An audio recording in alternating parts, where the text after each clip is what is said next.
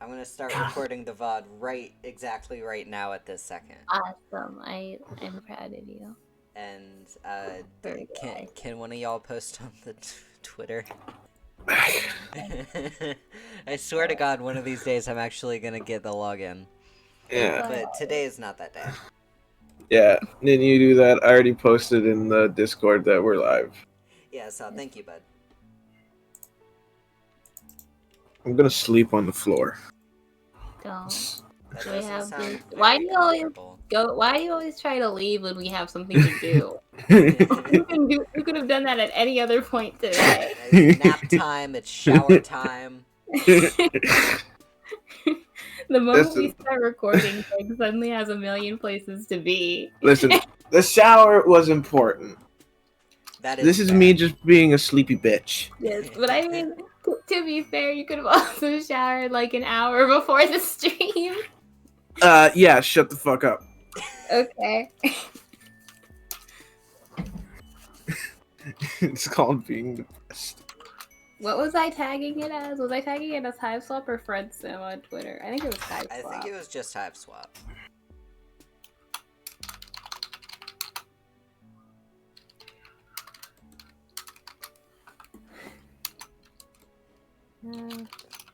Awesome hives with us friends. I would like to take up calling everyone around me friend. Hell yeah. Unless they're not my friend, and then it makes it really obvious.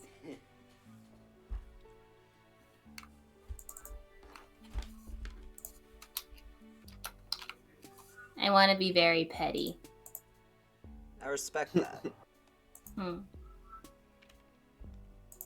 Alright. I twarted. Nice. Alright. Classy even. Let's get started.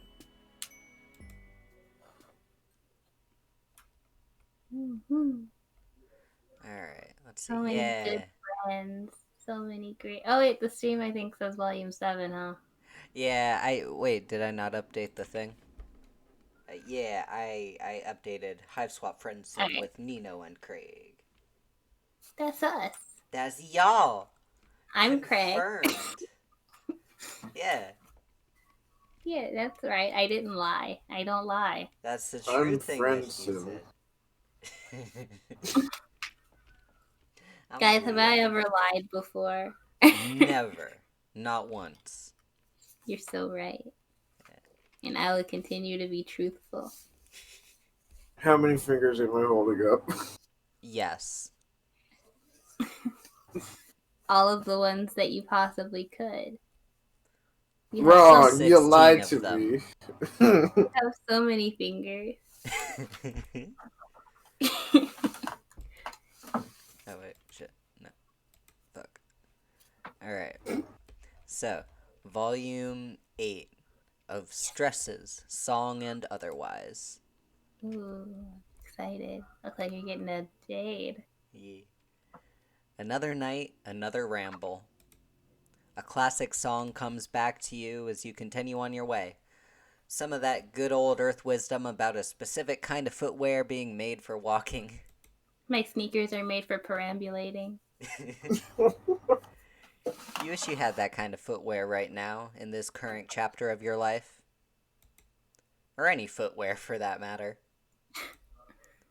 You're definitely learned your lesson about getting overexcited at the prospect of new friends. And running out in nothing but a bathrobe. Oh, who are you kidding? Maybe not in that particular bathrobe way, but chances are high that wasn't the last time you'll fly off in the buoyant afterglow of an intense friendgasm. Don't like that. I love that. Oh, wait, you're not Jade, you're Teal. Yeah. Tizius and Chixie. Okay. Hello, Tizius. Let's start with this tired friend. I am tired, friend. Yes, me too. In case you guys were wondering, we stayed up very late doing a graveyard shift. Yeah. Around a drop pile for like 4 hours. That was good shit. Yeah, I was doing a lot of good. This is very true. Draw some We high all quality made peeners. Yeah, we all made some masterpieces, masterpieces. I'm so funny.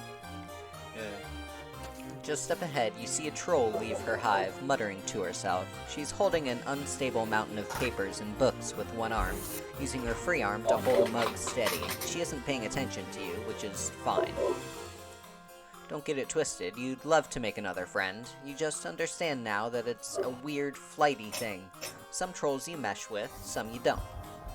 You smile at her just in case, but when she walks right by you without stopping, you shrug.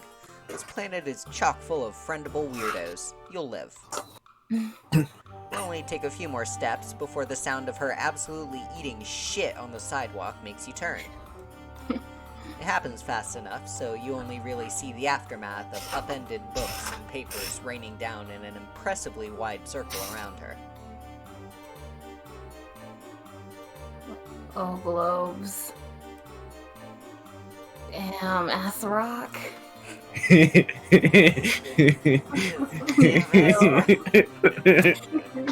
so right. Damn ass rock, everyone. She sits up, but that's as far as she bothers to get. After taking a sip from her mug, which somehow must have stayed level in her grip during her fall, she sighs and gets to work, gathering it all back up with her free hand. She prioritized the mug. Yeah, this checks out. As a thing that would happen to me. Not like I have anything else to be doing.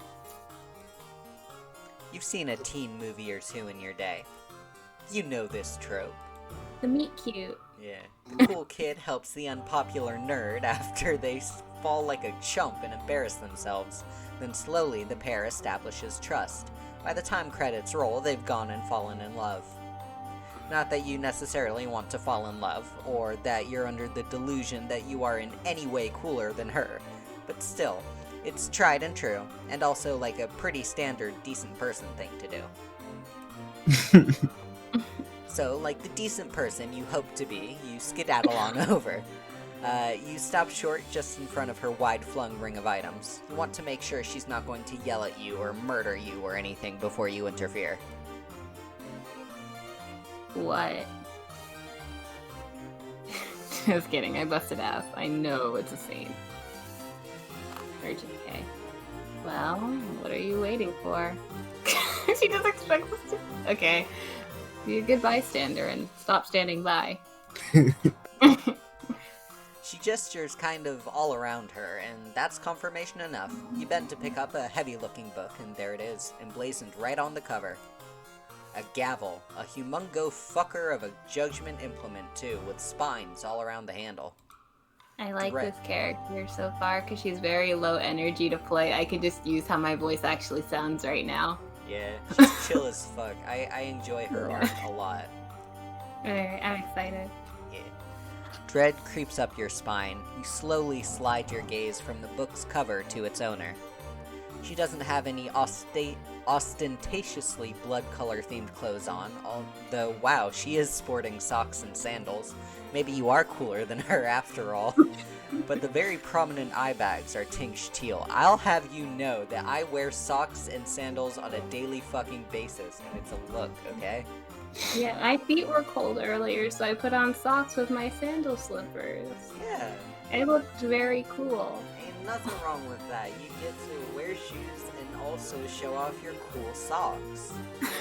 My feet were cold, so I didn't get out of bed. Like that. That also reminds me that I was watching the vlogs of Insane Clown Posse member Shaggy 2 Dope the other day, and they did an episode where they got pedicures, and I never wanted to see his feet, and I never want to see his feet again because they're fucking disgusting. Oh. Like, difficult to look at. I'm so sorry. It was bad. I might send y'all screenshots. Don't. Oh, No, gross. I can't. No, I actually wouldn't want to subject you to that. Twitch chat is a different thing. I might pull it up on screen, so just avert your eyes.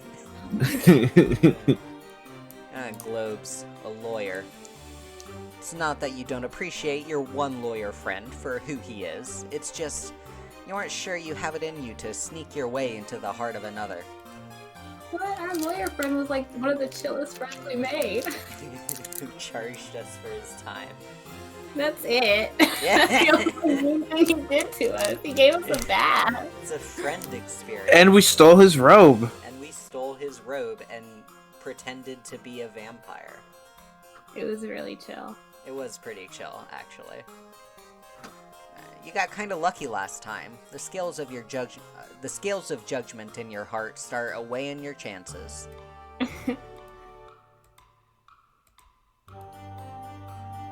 Okay.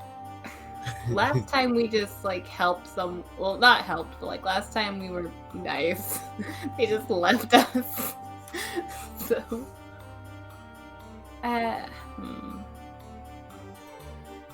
Be useless or be helpful? Which is I'm more in scared that- character?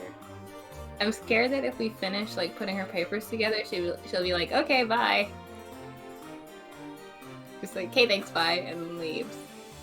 But if we don't, will she get mad, upset at us? I mean, what is there to lose if we like get a bad end right here? It's almost you're like right. we ourselves are paralyzed by choice. Yeah. Okay, I guess we're paralyzed by choice. Let's do that.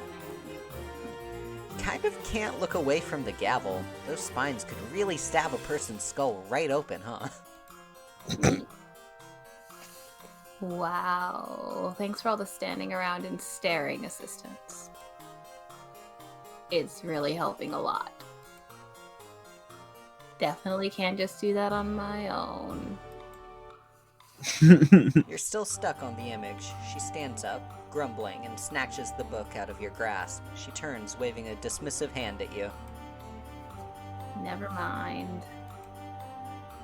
Now you're just in my way. She doesn't tell you to leave, but she stops acknowledging you, which you figure is pretty much the same thing. You're iffy about this one from the start, but damn, it turns out rejection still stings. Rejecting for something we didn't really even try for. Yeah! It's a cool weapon, though. Hell yeah. I liked it. I thought it was pretty neat.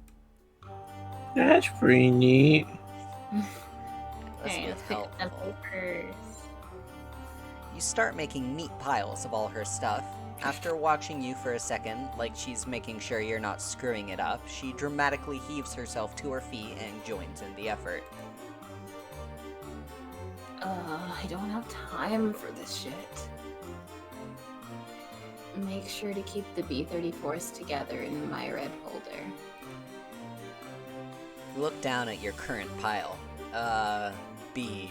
That's the one with the little hook on top, right? Or is that G? Sweat pricks at your temples. I like this implication that we have been learning. We've Or been- not even implication, they straight up told us. We've been here for, what, like 14 friends? Yeah, and we have a phone now, so we And- kind of have to. Oh, yeah. Oh, whoops. You've picked up a little bit of written Alternian here and there, but you're still not anywhere near competent at it. Sifting through the papers, you search for anything familiar. You make out a few words, but there are just a lot of those little guys on these papers, and you've got performance anxiety. Oh, right. You probably still can read. You look up at her, startled. How can she tell? Is it the sweat dripping down her face? Yeah. Well, I mean, you don't look much like a troll. Yeah. It isn't exactly a gargantuan mental leap. You're not from around here. I like that face she's making. Yeah. But also, I've heard about you. Oh yeah, we're internet famous. Yeah. You straighten up. Any press is good press when it comes to friends discussing you, right? Heels talk, Oh. unfortunately. Me too! She puts her mug down on the ground and picks up a fallen book, talking as she flips to whatever page she's looking for. That little asshole is going to have even more unfortunate crap to say to me when he finds out I set us all back by dropping half our group project in a ditch. She paces in flustered circles until she finds a bookmark among the debris. Flicking a wet leaf off of it, she shoves it in the open spine of the book and slams it closed. Oh, whatever. I can't think about that yet. Gotta get all this back in order first. Right, yeah, the ordering of stuff. You keep at it, doing the best you can to keep similar-looking things together. You can feel her eyes on your back, and you turn to face judgment. My voice cracked. You've basically got it right, actually. He did say you were quick at the draw. I'm Tizius, by the way.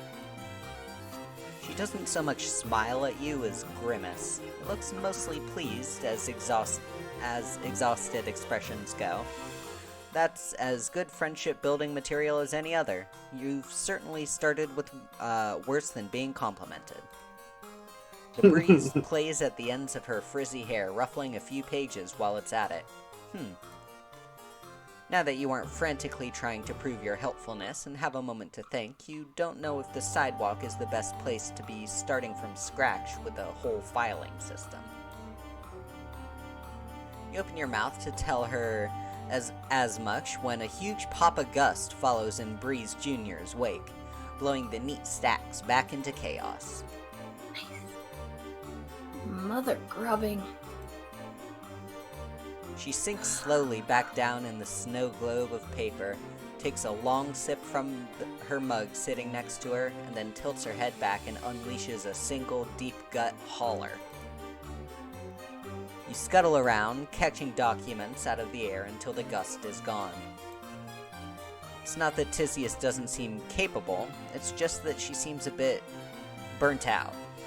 You know what it's like to feel like you're at the end of your rope. So now that you have half a swinging grab at a handle on things here, you feel like it's your turn to do the heavy friendship lifting.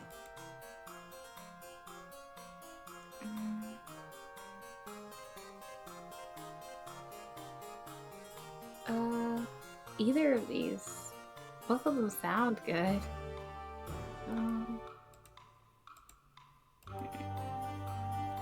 Let's suggest a breather.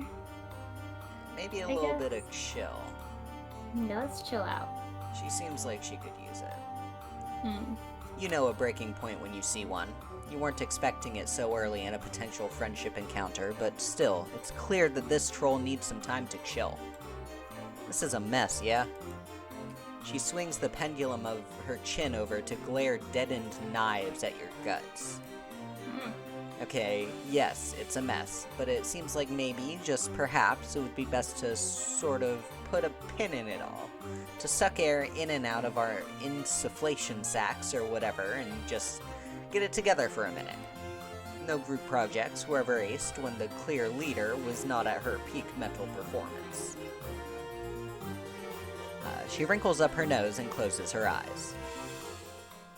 You know what? Fine. Fuck it. Not all of it, of course, but this night specifically. And everything and anyone I know or have thought extensively about before in my life. So that just leaves you. What do you have in mind, friend? Because I'm all out of ideas. That word still does a number on you, no matter how many times you hear it used flippantly. You have an idea already, so you hurriedly gather her shit into extremely unorganized piles, which she drops off in her hive to deal with later. You half expect her to just not come back out, but she does. She's kept only one heavily annotated tome in her mug, which she nods at when she speaks. I know, but these are for just in case. Anyway, do your worst. With a salute and a few gentle tugs at Tisius' sleeve to keep her moving, you get going. You and your Alternian pals have taken turns leading each other to some pretty wild places in your time here. The place you take Tisius to, though, is somewhere you haven't shared with anyone. Oh, we have secret spots now. Yeah. We've been here a while. It's where you come back to on days when you can't find a friend or don't want to impose on any of the ones you've made. It's on the outskirts of town where the buildings are spread thinner until the landscape cuts upward in a jagged cliff face. Bolted into the side of the rock is a tower, or what's left of one. It's basically a heap of scaffolding and rusted out ladders holding up a half-covered platform, but it's been a good place to staunch bleeding and stargaze. Do I give off an outdoorsy vibe to you? Does my half-untucked button-up and paltry muscle mass scream would love to scurry up a dilapidated relic? You'd worry about her hating your plan, but you kind of feel like she'd complain no matter where you took her, and at this point, the die is cast. So, heave-ho, you say. It's stronger than it looks. You offer to hold her stuff for her during the ascent. She gives you the book, but clutches the mug against her chest. You know better than to pry, but you're dying a little to wonder why she's so weird about it, unless she's got liquor made from viscera in there. Probably. Or maybe her Lucis gave her the mug, so it's special. Could be both. You shrug and start climbing. Like you thought she would, she follows you, and like before, she complains about it the whole time. And like the structure itself, you both weather it fine. At the top, she looks around. Is this your hive? It's more like a hideout. You still feel a little shy about it. It's not as fancy as your friend's hives, and you don't have any weird animal parent to make you snacks or anything. There are only little keepsakes you've picked up along the way, set up on the creaky old table next to some complicated old tech you couldn't get to power on. This must be an old watchtower. From when that was part of her Imperial Bitchiness's preferred method of surveillance. She runs a hand over the dusty screen. Oh, Triza, you learned about her. No. Her bigger, badder, off-world counterpart, the Condis. Ah, you look at the rusted barrel of some terrifying weapon mounted in the corner, and then out over the landscape and sprawling town. Yeah, we don't know anything about her Imperial condescension. In the distance, smoke rises from a freshly demolished hive. Glinting in the moonlight, drones circle it like buzzards. It's been like this here for a while, then. You sit down, your legs dangling off the side of the platform. Tisius joins you, a safe distance away from the edge. That is one hell of an understatement. But yeah, we've got a time-honored status quo in operation here. Streamlined. Efficient. Brutal. Tisius looks miserable. That's not what you were going for. You summon up the old Roy G. Biv in your head for the 1000th time. She should be safe, right? Teals are middle class, and anyway, she's a lawyer. She's got the powers that be on her side. Saying so doesn't seem to cheer her up at all. I mean, you're not wrong. But being in a position to benefit from the system doesn't make the system more morally palatable. I like you. And if I'm being real about it, it's more me being forced to uphold it than anything else. She nods toward the book in your hands. Oh, right. How does this all work anyway? Can she just not be a lawyer? And aren't there good ones? Nick's right. Yeah, I can quit. If I want to get called. There's always a choice. She sighs. It's not like I expect suffering to ever stop completely. It just seems like an awful lot of work to do to make sure it keeps happening. That's the entire job of a legislacerator. Unless you're purple enough to get away with it, you're just guilty no matter what. It's just a matter of going through the fanfare of a trial, all for the same result. It's sick, but it's so normal by now that no one knows how to begin questioning it. You know, I keep looking at the left side of the screen, and I'm just thinking about like how those look like guardian legs from Legend of Zelda. Similar, yeah. I mean, they do look like the legs. I mean, similar, like, reason. Also, I just noticed that scratched in Trident in the background.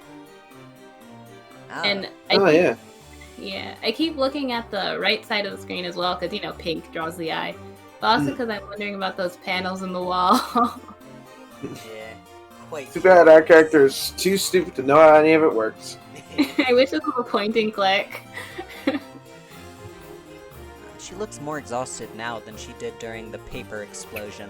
Like when you've used up all your sadness and all you have is a deep, broken fatigue. This isn't exactly the rejuvenating getaway you envisioned. There's just so much injustice.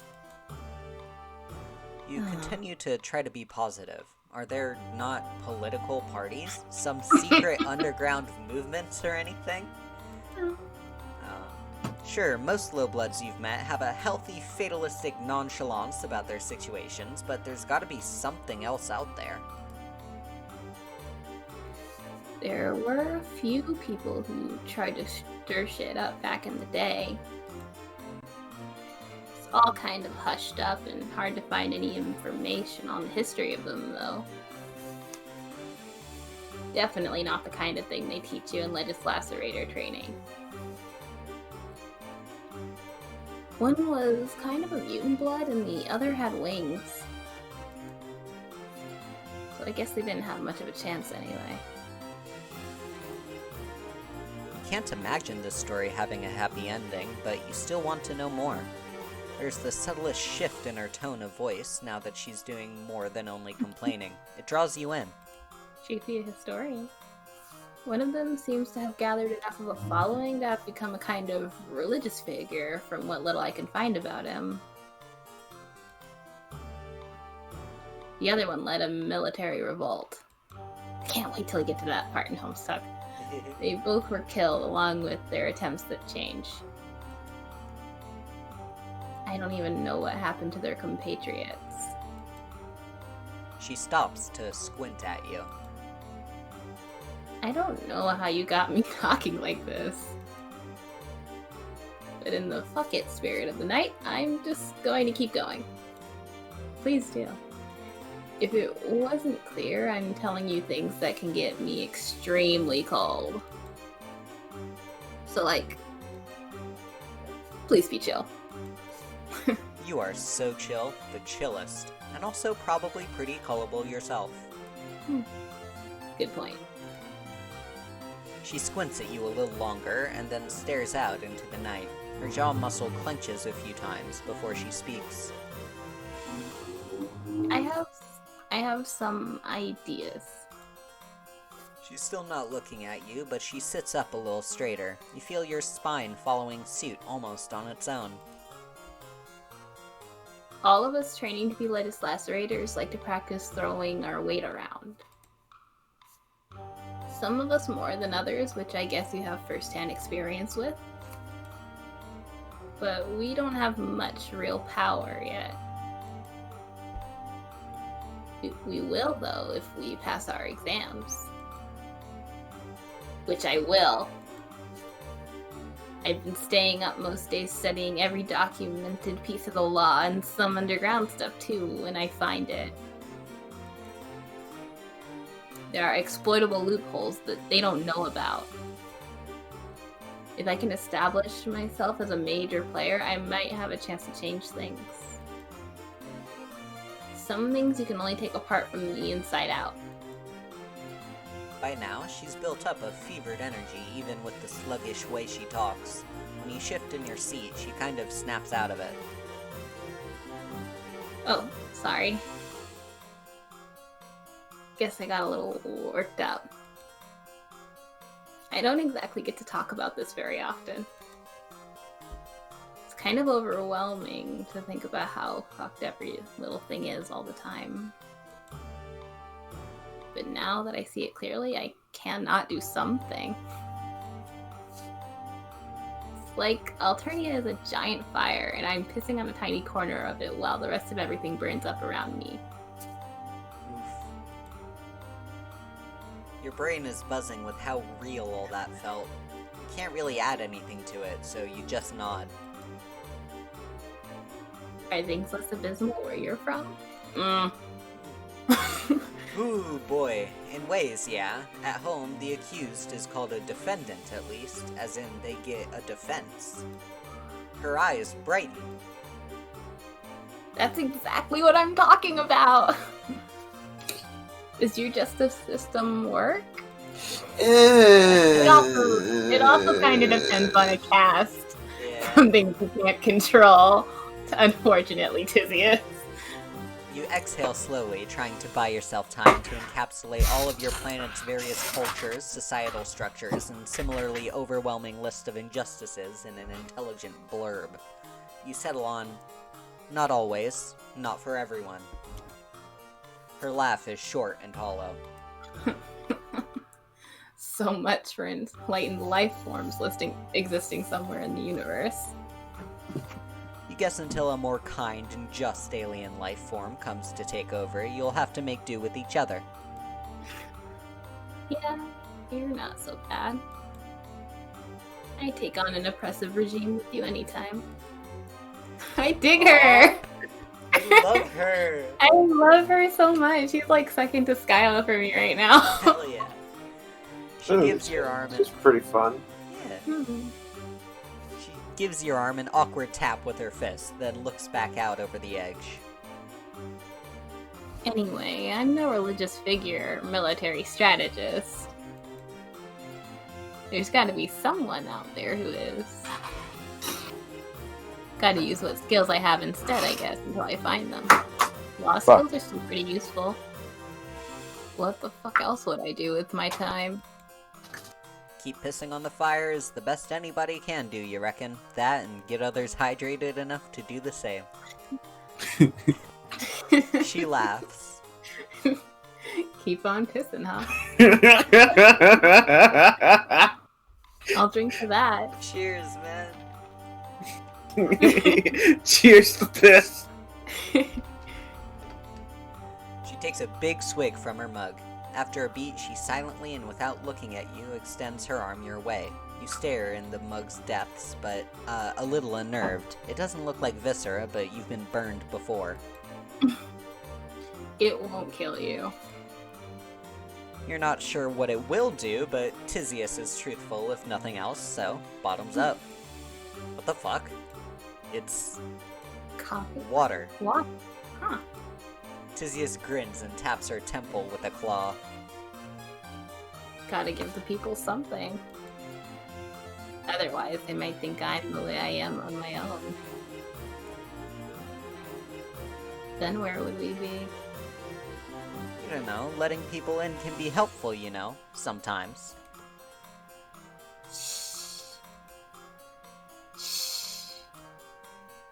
I'm fine. You're not convinced. Okay, I'll admit it. It's not a bad idea to relax every once in a while. Get your priorities straight. This was a decent time. You're glad she's glad, but you mostly just talk the whole time about the same stuff that she was overwhelmed by to begin with. Does that even count? You learned a lot, but she still looks pretty wiped.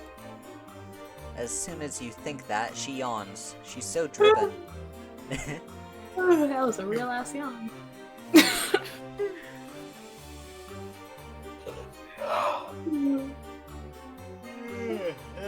Motherfucker. We're going in a loop. We're all tired. Shit. As soon as you think that, she yawns. She's so driven. You shiver a bit when you imagine what she could do if she took time to rest for real. You pat Yeah, at the pipe.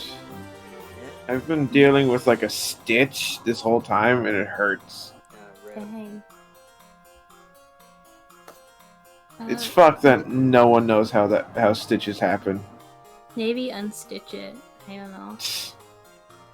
Just poke it repeatedly until it stops.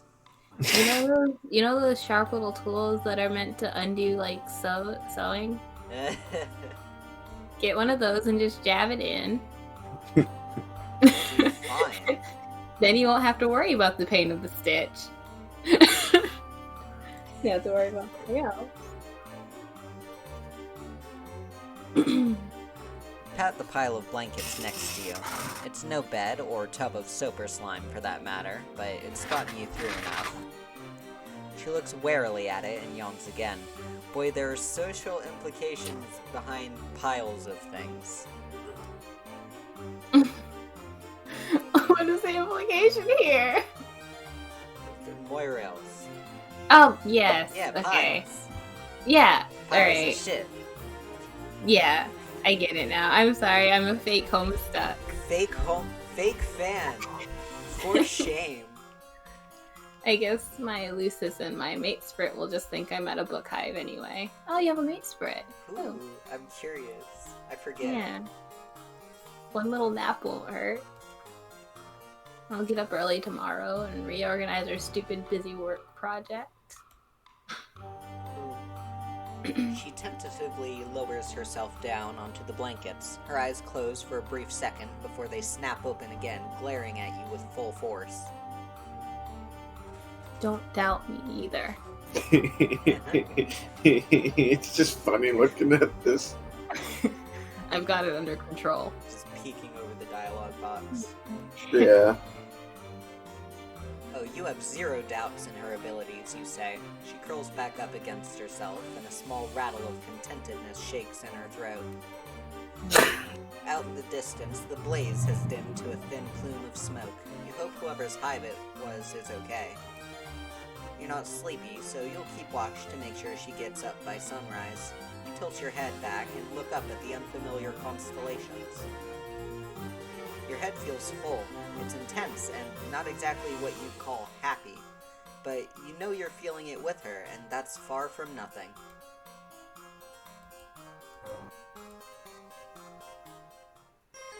Oh wow, that's wholesome. Friendship! Yeah. That was just a nice route. I like her. Yeah, fuck, this was just nice. Yeah.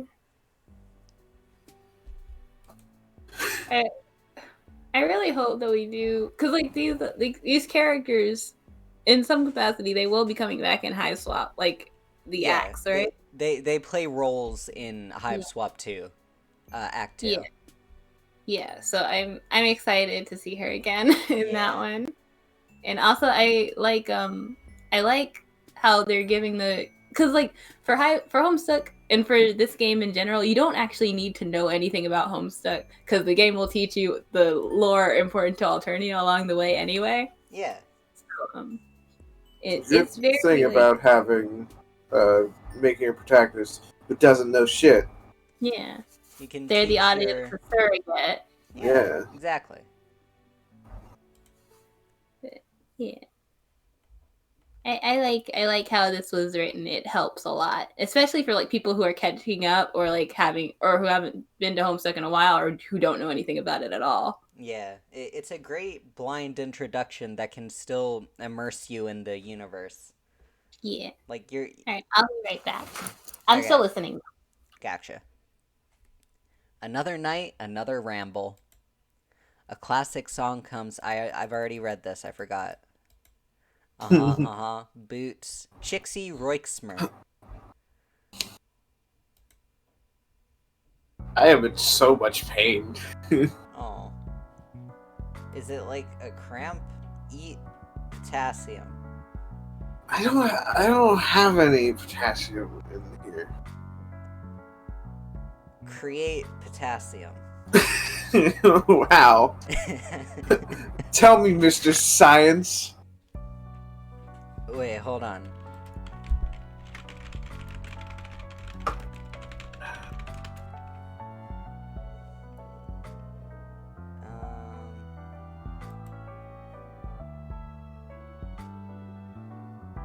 And no, I don't believe this is a cramp because it's like situated in my chest region. So I'm either having like a really bad stitch or I'm having a heart attack. I don't know which one I would want, really. Hopefully it's not the heart attack. Hopefully, but Fingers breathing crossed. hurts. Yeah. I was gonna be a smartass about potassium and try to fucking parse this Wikipedia article. But I can't even. I'm not even gonna try. Alright. Oh shit. Point is, you need a wardrobe change. You should have asked Elward for one of her rad leather jackets. You could really make one of those work. Geez, this is kind of a crummy neighborhood, and there you go again, making snap judgments. Get a little alien culture into you, and suddenly you're an expert. Looks like you found the Alternian nightlife. Well, technically all life here is nightlife. If people are nocturnal here, shouldn't nightclubs be called day clubs? Maybe the lure of dancing and getting smashed with strangers is not enough to get people to brave the blistering sun. You doubt you'd brave a stiff breeze for it. You aren't much of a partier. But recently you are all about new experiences. You'll try anything once. A long line of people snakes along the side of a building. It doesn't appear to be moving. The club must not be open yet. You consider getting in the line, but there's so many people here. You really are more of a one-on-one friendship type. Ah, sick alleyway! Yeah! Excuse me. You go around the back instead to your old friend.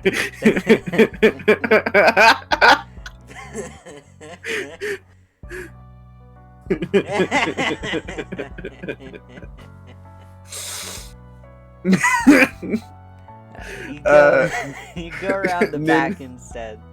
In the Then, cat. yeah. Yeah.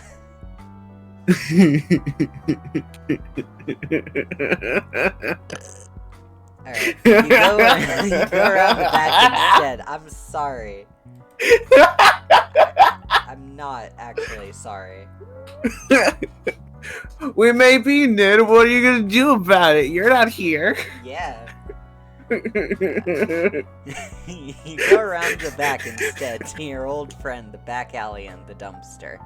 Distantly, you hear music. It comes on every few seconds and then drops off. Maybe a sound check? I still need a minute. It doesn't help that breathing in, it fucking hurts. Oh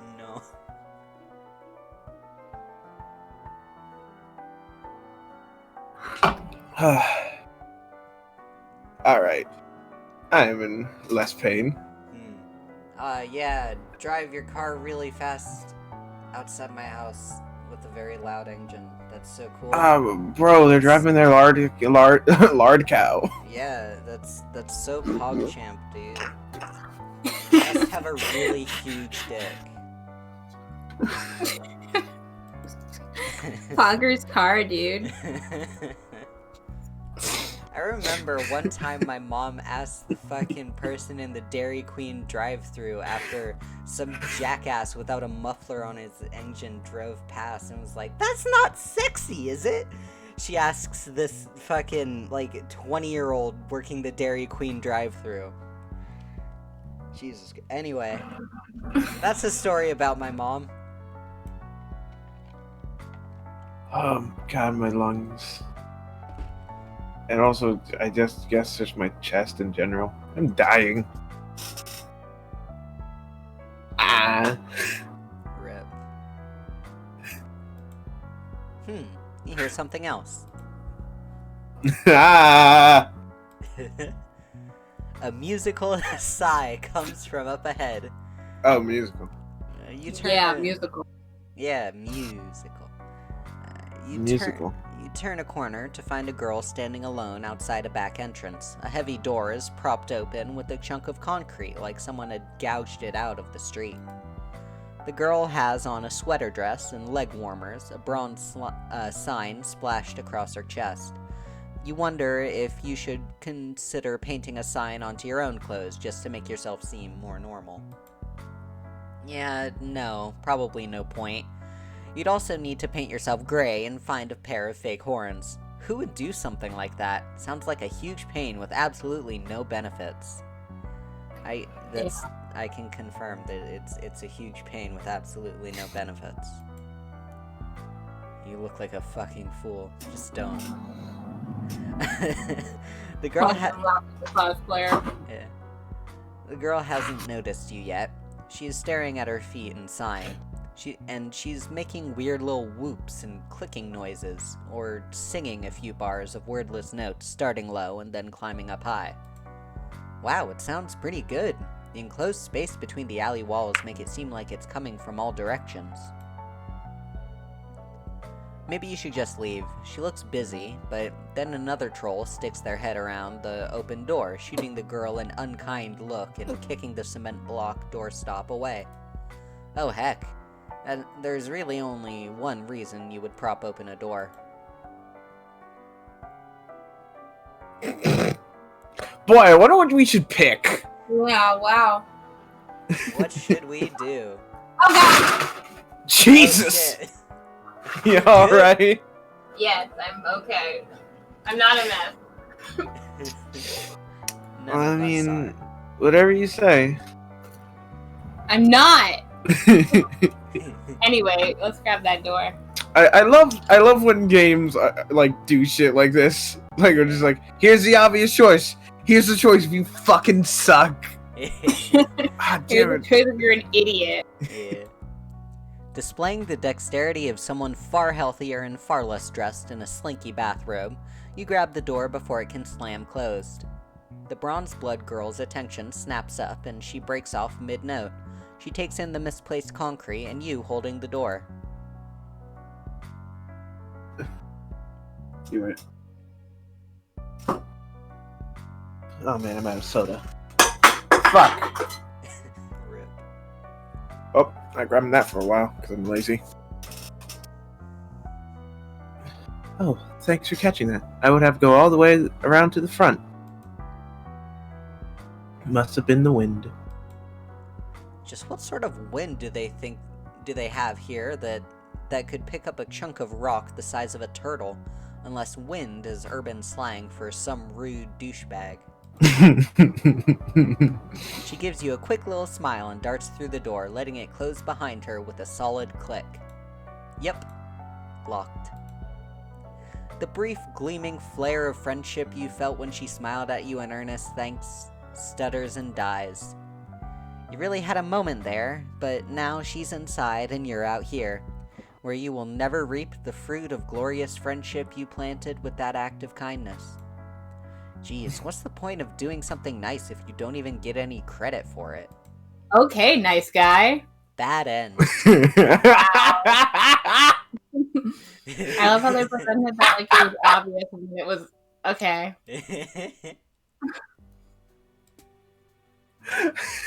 I can't believe our character is such a nice guy. Yeah. uh, I forgot to save.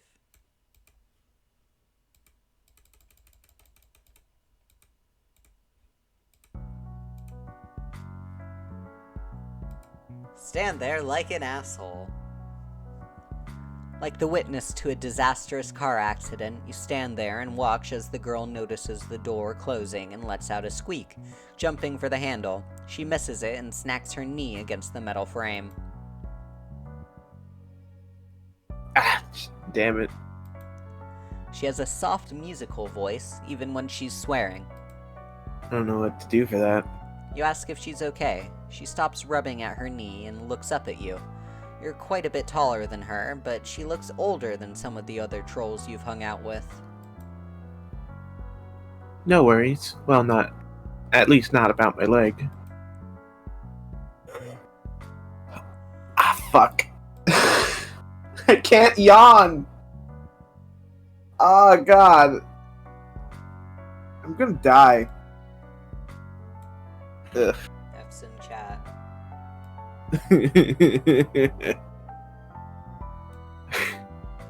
If you want something to worry about, I'm sure I can come up with some ideas without much trouble. You assure her that you've had plenty to worry about recently, though you appreciate the offer. She gives Like clothes. We need to worry about clothes. Yeah. You give a fruitless tug on the back door. She knocks, nobody comes. She knocks again, still nothing. You tell her that someone kicked her doorstop out of the way. She looks disappointed, but not surprised. Oh well. I'll just have to go back around to the front. Could be worse. Would you care to join me? Oh my god, you thought she'd never ask. This is working out perfectly. You are so glad she got locked out back here with you and the rest of the garbage.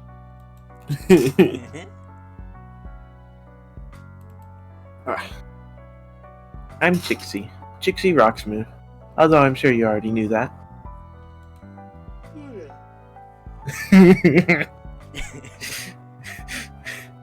We are all sleepy bastards.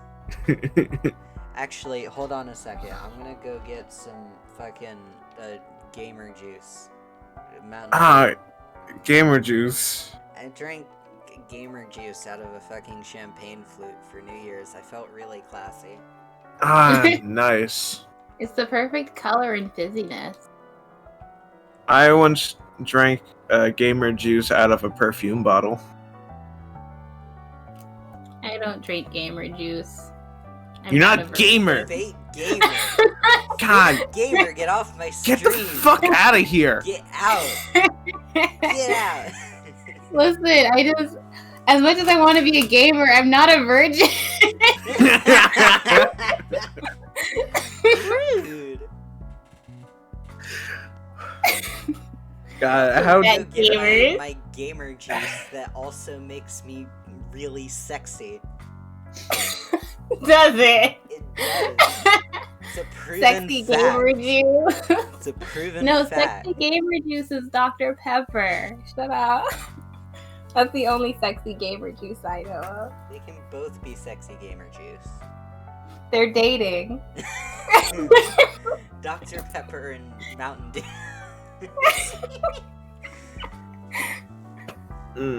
Yes, a doctor and a mountain climber. Imagining in heaven. No. A mountain.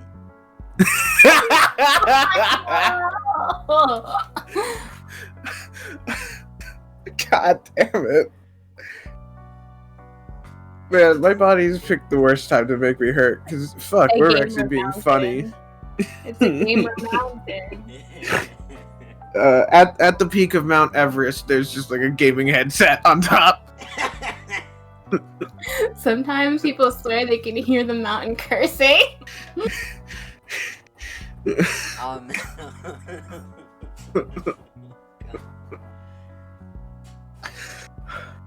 Okay, I'll be right back up. Oh, God. Climbing Everest is called you trying to do a speed run.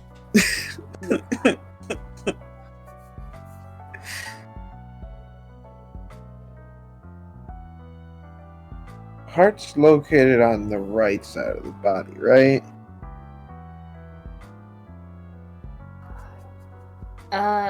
Right hand over your left part of your chest, left side of the body. Fuck. I think I'm maybe having a heart attack. Also, fun fact: there is a thing that people can get that basically reverses where their organs are, right? So, someone we wrote, Pyro, his brother actually has it, and his heart is on the right side. Wow. Yeah. It's pretty neat. I bet when like that first happened to someone and like they were like, "Whoa, heartbeat over here on that person, but heartbeat over here on me." Whoa. Kill them. Wait. Demon. Mountain Dew smells like the color green. It's like how grape soda tastes like purple. Yeah. Yeah. But like shitty radioactive green. I didn't read that line. Oh, whoops. Super. I don't think you're an idiot or anything. What gave you the impression that we're not an idiot? I mean, we're standing out here in the fucking, like, shitty alleyway in a robe. I'm pretty sure we're stupid. Okay, that's fair, yeah. Standard dress. Barefoot, also. You know, meet and greets are usually after this show, but you seem nice. You weren't sure how she figures that, since all you've done is stand around. It's true, though, so you don't protest. You are nice. Super nice. You might be the nicest son of a bitch on this whole dang planet. You asked her if she's performing here tonight. Actually, Skyla's on the planet, so... Very true. Of course. Why else would I be warming up in the dirty back alley? You tell her you've seen people do far weirder things. She laughs. Wow. You aren't wrong. People around here will do anything for attention nowadays.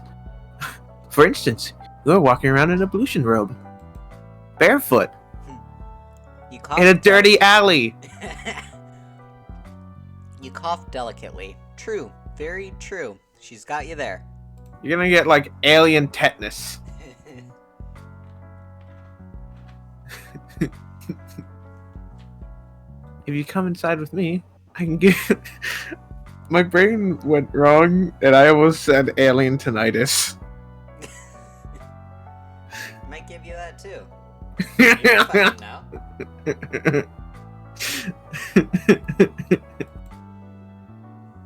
If you come inside with me, I can give you an autograph. I don't have anything to write with back here. Chixie.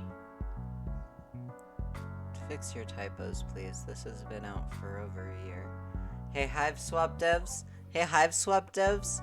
Fix your This is typos. unplayable. I can't even look at this anymore. Stream canceled. Stream cancelled. 0 stars. It seems to think that you are a fan who managed to get past security to accost her in person. She doesn't seem too upset, though. More like delighted. You think back many friends ago to when Sarava told you it was dangerous for lowbloods to get popular. I wonder if Chixie trusts you because she thinks you are also a lowblood. Or maybe she's just not that popular. Hey, do you guys want to hear a fun fact? Yeah. Before erasers, like rubber erasers were a thing, people used bread. That seems like a waste of Yeah. bread. Yeah. We did that for an experiment in my it was God, an art thing in my elementary school art class. But yeah, You graphite. wasted bread? Bread are... Well, to be God. fair, it's not like graphite will kill you. It will. Actual lead will, but graphite won't. It will. So sometimes you could kind of just eat it. Ah, hell yeah. Crunch down on that shit like pretzel sticks. Your bread is stiff. That won't erase. No, the graphite. Pretz? Oh my gosh, no! It won't taste very good. Says you. Me and Leo eating unsharpened. I almost said pretzels. Unsharpened pencils in the back of the room. I love me and my sharpened pretzels. And then it's screaming. See, Leo has no fear of death, and I have a backup plan. Yeah, I'm tight with death, you know. He lets me chill, you know. You follow her back to the front of the club, past the line of trolls waiting to get inside. A guy whistles at her, and she gives him a flirty little wave along with a flat smile, a customer service smile. She shows the bouncer something on her palm husk, and he lifts up the velvet rope.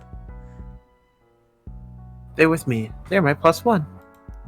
Wow, you've never been anybody's +1 before. A bunch of people in line look annoyed, but Chixie ignores them. You follow her, tripping a little on the hem of your robe. Be careful, huh? You don't want to twist an ankle. Chixie speaks with a lilt, like a character in a musical getting ready to burst into song. You hope you aren't supposed to participate if she does. You're a little too busted for impromptu dance numbers, and you're also liable to flash someone in this robe. Hear music and chatter from down the hall, but Chixie pulls you in another direction, toward the dressing rooms. You pass several closed doors, stopping in front of one that seems to be in the process of being cleared out. A bunch of shit is spilling out into the hall, clothes trailing out of suitcases. A microphone cord seems to be slithering slowly among the detritus. Charming. God, I can't do anything without someone messing me around, locking me out, and now this. Who did this? I'm seriously out for blood tonight. Looks like someone commandeered her dressing room while she was out, as well as tossed all her shit out into the hall. I have to deal with this. I'll be right back. You can borrow some clothes if you want. In fact, I insist. You're wearing a bathrobe. Yeah. She leaves you in the cramped little room. It's dark in the hall, but everywhere in Alternia is kept darker than is comfortable for you. You're getting used to it, though. You imagine humans used to have to deal with this all the time back before electricity, provided they didn't die immediately of, like, dysentery. You flick on the outline of white bulbs around the mirror. Oh wow, even in the soft, flattering light, you look like an A-grade free-range disaster. Tagora's expensive rainbow drinker serum has rubbed off, and now you're mostly just dusty. You wade through a couple of Chixie's suitcases, but everything here is too small for you. There's a couple sweater dresses and a hoodie that might fit, but without a pair of pants, that's gonna get real scandalous real fast. The only thing you find that works in the whole damn dressing room is a floaty purple dress hanging on the back of the door. Definitely not your style. You would never wear anything like this at home. But fuck it, roll with the punches, right? And not just in violence ways, fashion ways. You give a little experimental twirl in front of the mirror. You aren't gonna break any hearts, but you'll do. You actually kinda dig it. You're busy admiring yourself when Chixie comes back. She sniffles sharply and there are tear tracks on her face. But she isn't crying anymore. In fact, she looks mad as hell. Oh damn, is she mad at you? Did you manage to fuck something up without even being there? You got mad fuck-up skills. I got bumped. They kicked me off the lineup. I was supposed to be opening, but some new band came in and they have a purple blood drummer, so the club owner let them take my place. Of course. This is how it always goes. God, she looks so sad. Time to break out your finely tuned comforting muscles. But before you can get those guns out, someone oozes up to the two of you. Someone you recognize.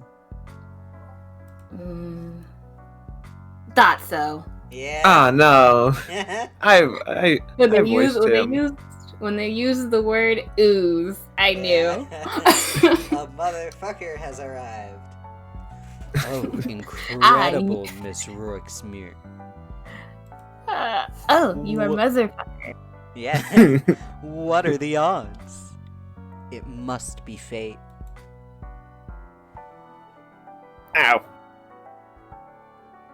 Well, you tripped they were coming to the show, so I guess the odds were pretty good. Zebra doesn't let this dim his sparkle. He isn't the type of guy to let facts get in the way. He hasn't even noticed you. He's too busy kissing the back of Chixie's hand. Looking good, baby. I hate. I'm so full of hate right now. I'm kind of a mess. I've been crying. Well, crying looks good on you. Bruh! Ugh. Later. Bruh! Get the Ew. fuck out of here. For real, though. Zebra finally glances your way and does an extremely exaggerated double take. Wow, damn. I didn't even recognize you. I wish you wouldn't have. Yeah, you clean up really nice, you know? Stop talking. Just stop talking. Please leave. You haven't cleaned up at all, really. You haven't bathed since Tagora's fancy ablution trap. All you've done is put on a slinky dress. You know, I'm kind of upset. In all the ending screens, we didn't get to see us still wearing the robe, like some kind of jackass. Oh, yeah. It's not like you aren't happy to see Zebra. You are. He's one I'm of not. your many success stories. He's just, you know, the kind of friend you want to think back on fondly from time to time, remembering all the good times. He's a friend you leave in the past. Yeah. Not necessarily the kind you want to hang out with, or have hang all over you, like he is right now.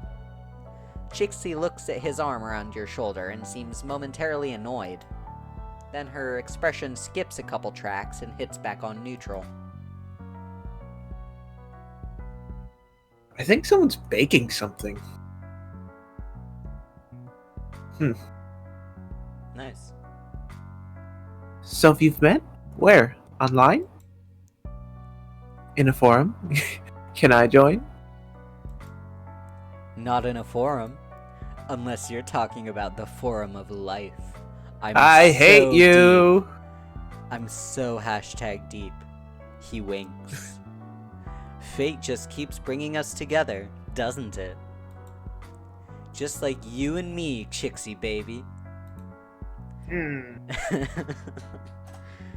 Chixie laughs. Now that she's gotten over her surprise, her entire demeanor has changed. Her body language has relaxed and she keeps biting her lip. She looks like an actor demonstrating bashful on command. Zebra is eating it up. This is gross. Yup. It was really nice of you to post about my EP on your blog. I got a lot of listens from that. Babe, have I ever told you that I think you're so strong? Seriously, low blood girls are so strong. God, if I wasn't already hurting from just like general, I would be hurting even more. Yeah. Chixie laughs again. It sounds painful. Maybe once or twice. I love your new stuff. That one song, Poisonous Moon or whatever. Bloody Sun. Right, yeah, exactly. What a fucking jackass. Real good stuff, sweetheart.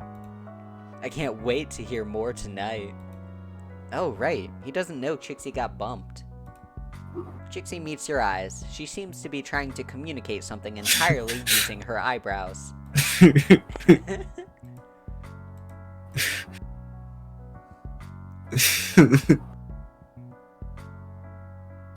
I don't know.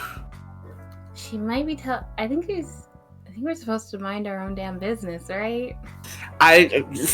Sure, why not? I don't know. He feels like he's. I don't know.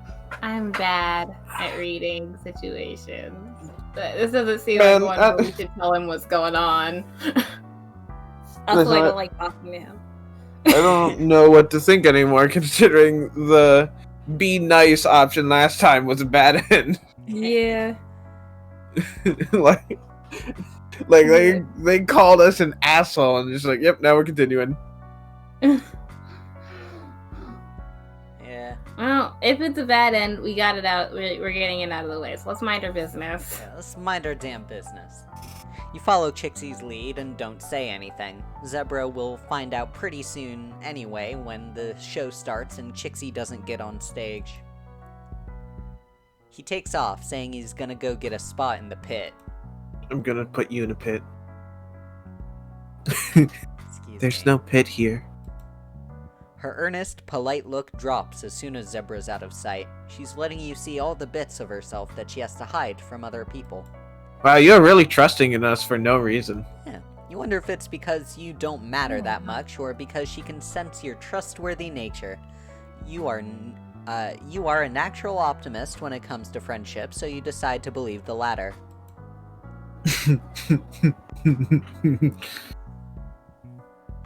Come on. I want to get a good look at the jerks who took my stage from me, so I can talk about them on my vent chitter. She's about to vague. Yeah. You can follow it if you want. Only like 4 people do. It's not like anyone cares about my problems anyway. 4 people care. Yeah. Plus 1. 5. Yeah. We know how to do math. 5 people care. You risk an encouraging pat between her shoulder blades. She sniffs and wipes her nose.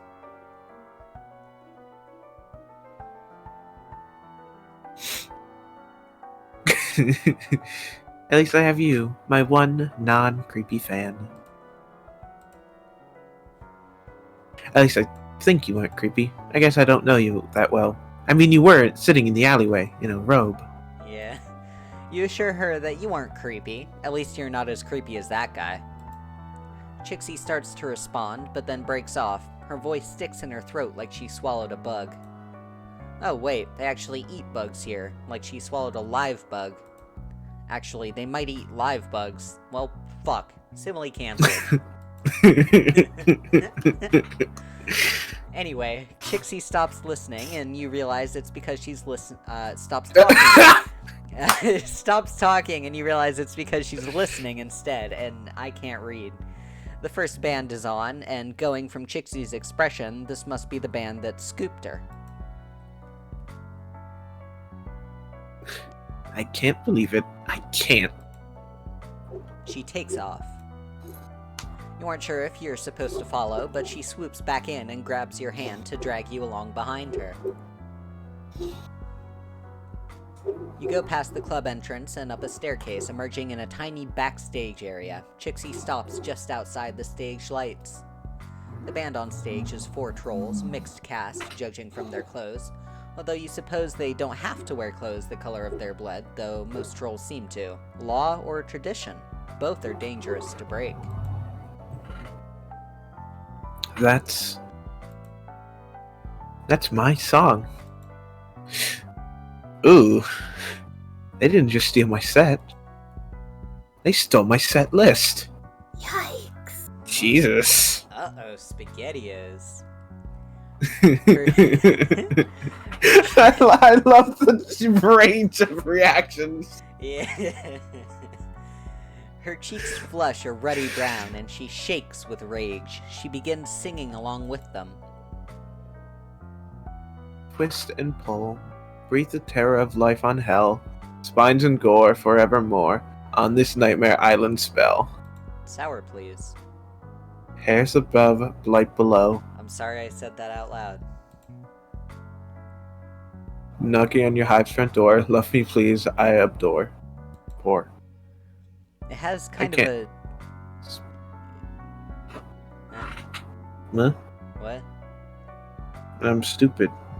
I'm gonna guess you're about to complain about not singing. What? Or not knowing to sing it. You said I can't. I can't read.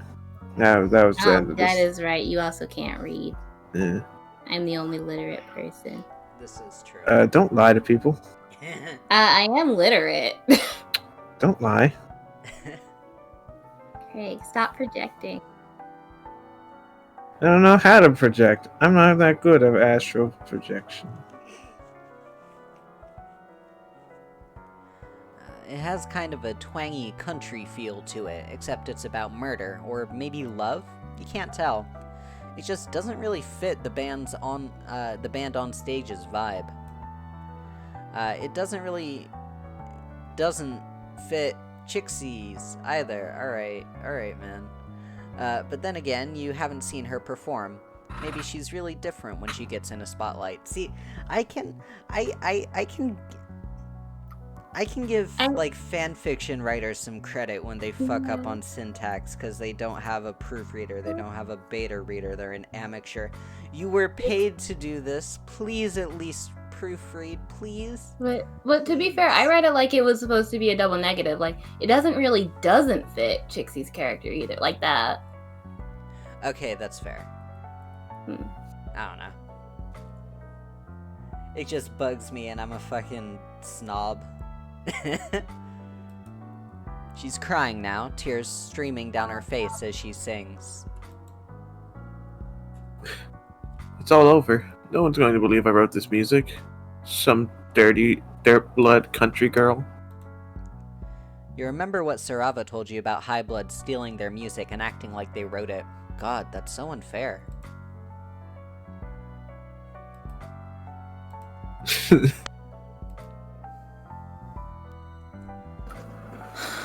That sucks. Where's the bar? Or you should do something.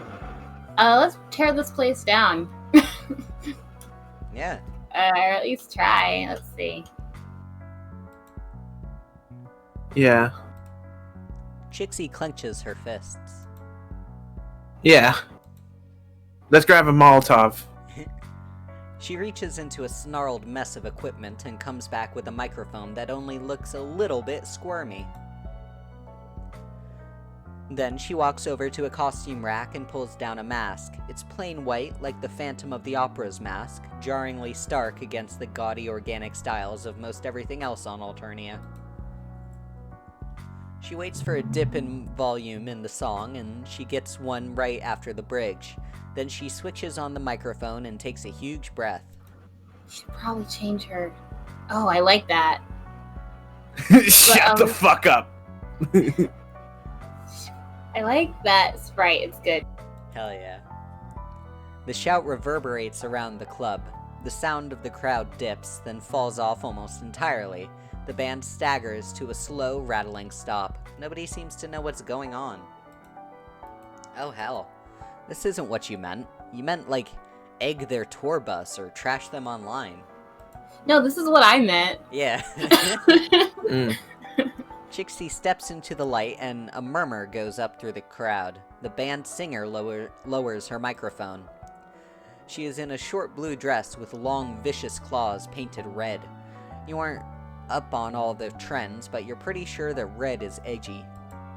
Reggie. Chixie covers her microphone and says something to the band. The cerulean stares at her for a few seconds before letting out a cascading spray of laughter. Sure, honey. Okay. Condescending and sweet, like Chixie is a toddler who happened to wander on stage. She points finger guns at the guy on the soundboard. Razor, give the lady a beat. Oh. Oh god. You know what this is. You see Chixie's face framed by the lights, focused and intent, all simpering gone. You like that? I wrote it. Man, Why do you sound surprised? It was obvious it was going to be a rap battle. Yeah. You just have to say the lines, man. Yeah, but I don't want to say words. I am clearly dying. I can say the words. Oh my god. You hit that, I own it. I'm coming in hot, trying to steal my spot. Oh lord, is this a limerick? Jesus. Grab my bulge and deep throat it. A dirty limerick. Holy shit, she's really doing this thing. A rap battle. Jesus.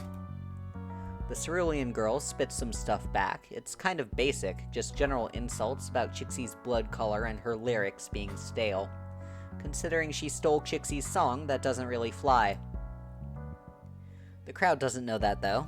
They're eating it up. They probably think it's all part of the show. Some fiery little lowblood coming on stage to shake things up. Paint your claws red, paint your mouths brown.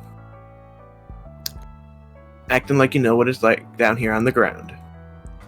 The crowd whoops. This might be a high blood owned club, but there's definitely a lot of low bloods in the crowd. But it's imitation. I got no expectation. This is your final station. You aren't gonna hit higher than this collaboration. You aren't like a rap expert or anything, but you can definitely tell that Chixie isn't either. She gets breathless towards the end of lines and hits some words strangely, but the crowd is really feeling her. Definitely more than they're feeling the cerulean. Chixie's voice picks up speed and power as she gains confidence, drawing energy off the crowd. You realize you're leaning forward too, making sure you catch every word. She goes through a whole list of the band's shortcomings, including their fashion sense, their talent level, and their interpersonal clusterfuck. They are apparently a pretty well-known group online.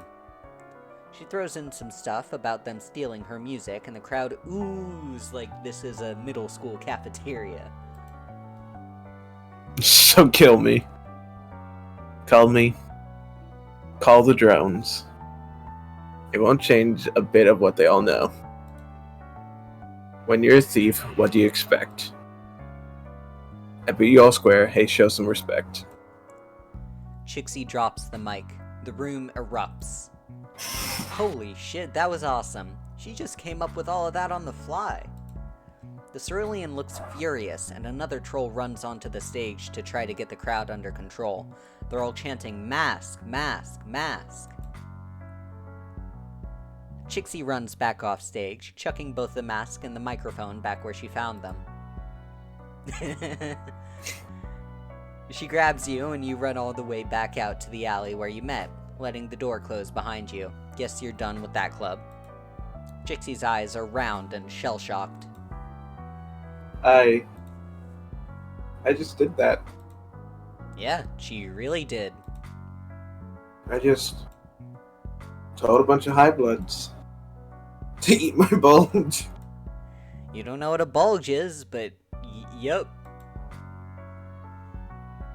Fuck, they liked me, didn't they?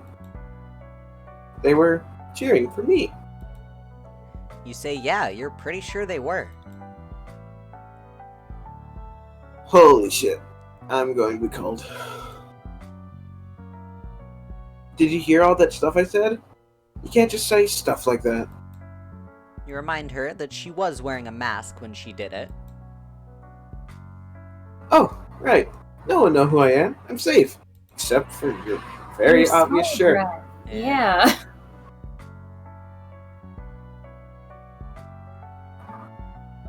Oh, but that means no one will know it was me. You aren't quite following. I'm not gonna get any credit at all. God, why does everything in my life have to be so metaphorically resonant? Oh girl, you feel that. You def know what that's like. Hey, that was pretty dope. Both of you jump about a foot in the air. A lowblood in a hoodie and a pair of sunglasses slouches against the brick behind the back door. Beside the back door. Either you are seriously impaired today or he is seriously good at sneaking. You got any stuff online? He asks Chixie. She gapes at him. But I was wearing your shirt, man. Yeah. I was wearing a mask. How did you know? Well, you're standing right outside the door, and you're wearing the same clothes you did on stage, so... Alright. Clever of you. And dumb of you. Yeah. Don't worry about it. Plausible deniability, right? Catch you later. He slinks off, one hand raised in a casual, cool guy farewell. See, you tell Chixie, some people will figure out who you are. Possibly just randos outside of clubs, but still, she can do this. She can make her dreams come true. You're right. You're totally right, so I can. I guess all hope isn't lost. At least not until another insurmountable obstacle comes along. Well, thanks for... well, everything. I would never have gone out if not for you. She hesitates for a few seconds, then goes in for a slightly damp hug. Sorry, stage lights and terror made me sweat. friends. Aw, Oh that yeah, was we were dressed up. I forgot about that. We got our yeah, we little have a fancy cute hat dress. now. Yeah.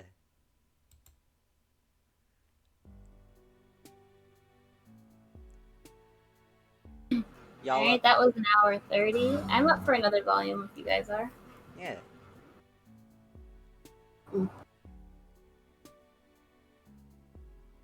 You down, Craig? Yeah. Groovy. We get to meet a clown. Hell yeah. Volume 9 of Gazes Cool and Tempers Hot. Clowns, clowns, clowns. Oh, this Yeah. is different. Ugh. Part of you has always been taken with the idea of purchasing a one-way train ticket to anywhere and boarding it without looking back. Or, in your current case, stowing away without looking back. Details. The idea had always seemed so idyllic. No strings, no obligations, just you and your journey, the wind in your hair, and the taste of freedom on your lips. Your little daydream didn't exactly involve careening across a perilous extraterrestrial landscape, but then you've always liked to think of yourself as the kind of person who's open to new experiences. Not to mention new friends. In practice, though, this tastes less like freedom and more like noxious muck, which is what you're currently surrounded by. Ugh. It's not unlike the slime that was in Skyla's Recupercoon, except that slime was weirdly soothing, and this is prickly and burny and uncomfortable. You thought you were being smart by sneaking on board, jumping into some sort of cargo carriage. Oh, how wrong you'd been. The trade-off for not being caught and then maimed and or killed for your blood color is apparently this. You almost would have preferred the maiming. God knows you're used to taking a beating by now. Alright. Azdaja. You guys look funky. Yeah. I'm into them.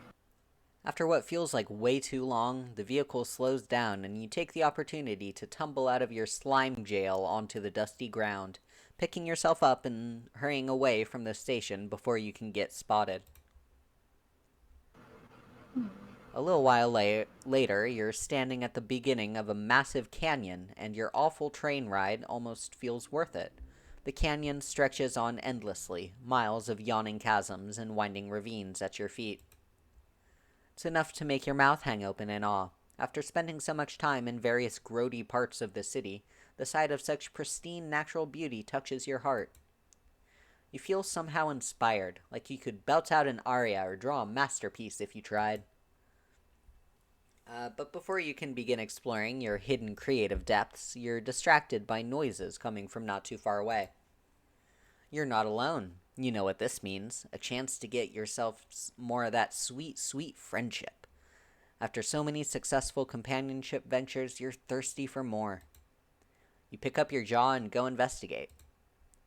The sound leads you towards a trail along the side of the canyon, which in turn leads you down to a roomy platform not that much lower than where you started.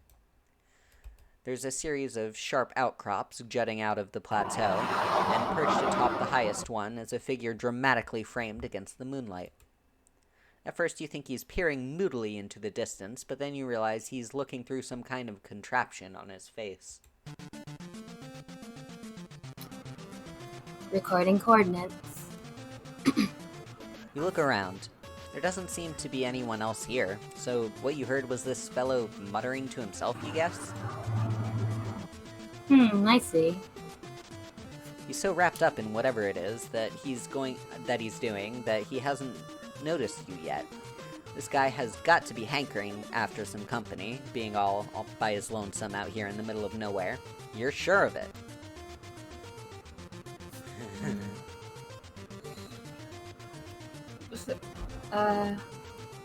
We surprise him and he just fucking falls off and dies. Let's say hello. Well, getting someone to jump off a cliff has resulted in friendship before. That is true. Yeah, but they were insane. And I think this guy might be a different kind of insane. Let's say hello. Hello. Sporting your most winning smile, you call out a greeting and give a jaunty wave. That gets his attention. Well, would you look at what the pervy's dragged in? Oh, I like your, long kaiba hair. In a way. He feels like a kaiba. Are you lost? That depends on your definition of lost. You prefer to think of whatever you're doing as taking the scenic route, just indefinitely. Your new acquaintance and hopefully soon-to-be pal snorts, unimpressed. It'd be better if you did that somewhere else.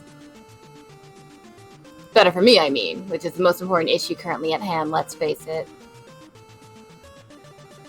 I still have preparations to make and I'm running out of time. You're kind of cramping my style here. I mean, it seems like you took your style from Kaipa, so... Yeah. I like him. For the game, obviously. Oh, are we gonna duel? Bro, are you just Kaiba? Starting in a minute now. Kaiba? You have no idea what with he's a talking scouter. about. Yep. Seriously? You don't know about dual stripers? Wow, you're even more of an empty-headed pleb than I thought. Oh my god, he's English dub Kaiba specifically. That's not a very fair thing to say. Sure, you might have made a habit of running headfirst into stupidly dangerous situations, but there's no reason for him to assume. Your voice is drowned out by a crackling sound. He's levitating down from his perch towards you, sparks of energy stirring the sand up into a cloud. After meeting Sarava and Kupram, you've come to expect psionics from trolls with yellow blood by now, but it still kind of takes you aback. You stumble backwards, falling on your ass. The troll is unbothered by your spill, continuing to address you while you're sprawled on the ground.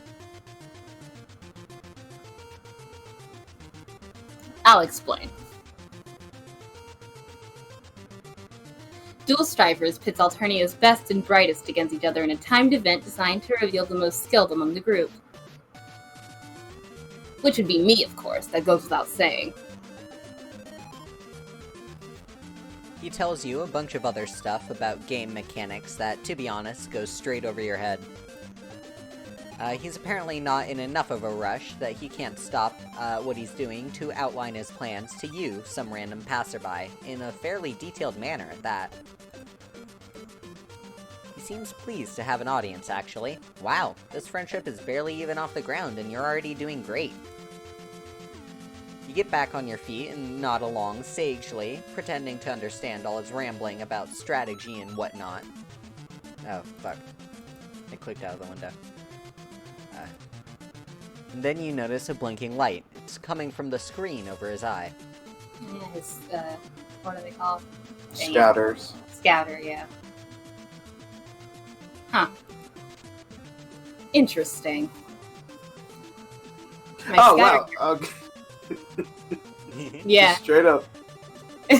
My scouter can't retrieve any data on your species at all. He leans forward and looks at you. Really looks at you. Up until this point, he's been paying more attention to his own voice and whatever readings he's been getting on his device. But now he's focused fully on you. Don't be too surprised. Someone made one of these in Homestuck, did they not? One of the kids did. Well, one of them made glasses, I remember. And I feel like I remember a sprite that had where they made a one-eyed one, but I don't remember too well. It's actually starting to fluster you a little, actually. That is, until his mouth twists into a smirk. You get a glimpse of a single jagged tooth. You know, it's technically possible to join in teams of two. But now you're here. Is he saying what you think he might be saying? Excitedly, you clarify whether he's asking you to join the game as his partner. Sure. I just love teaming up with clueless nerds like you. No. You'd be a nice element of surprise, though. I could use you as a collateral resource. Fodder, a lackey. What do you say? That doesn't sound nearly as flattering, but it's an opportunity to help, and you've founded so many great friendships on doing whatever favors random strangers have wanted you to do for them already. Why stop now? That is true. I like his music. Yeah, it gives me like fun NES or SNES game vibes.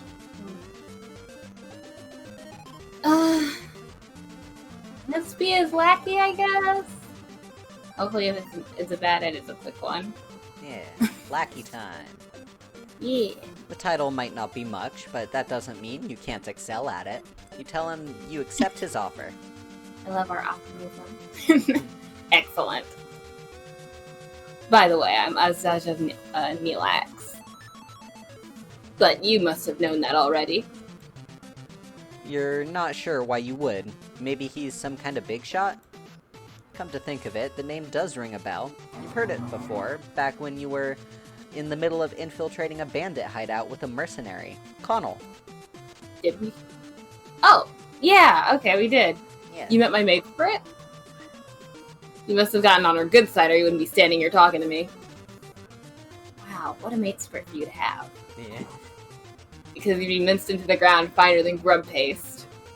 He's grinning like he's really proud and fond about Connell being the sort of girl who'd make mincemeat out of someone as soon as speak to them. If he wasn't talking about her literally murdering you, you might find this reaction endearing.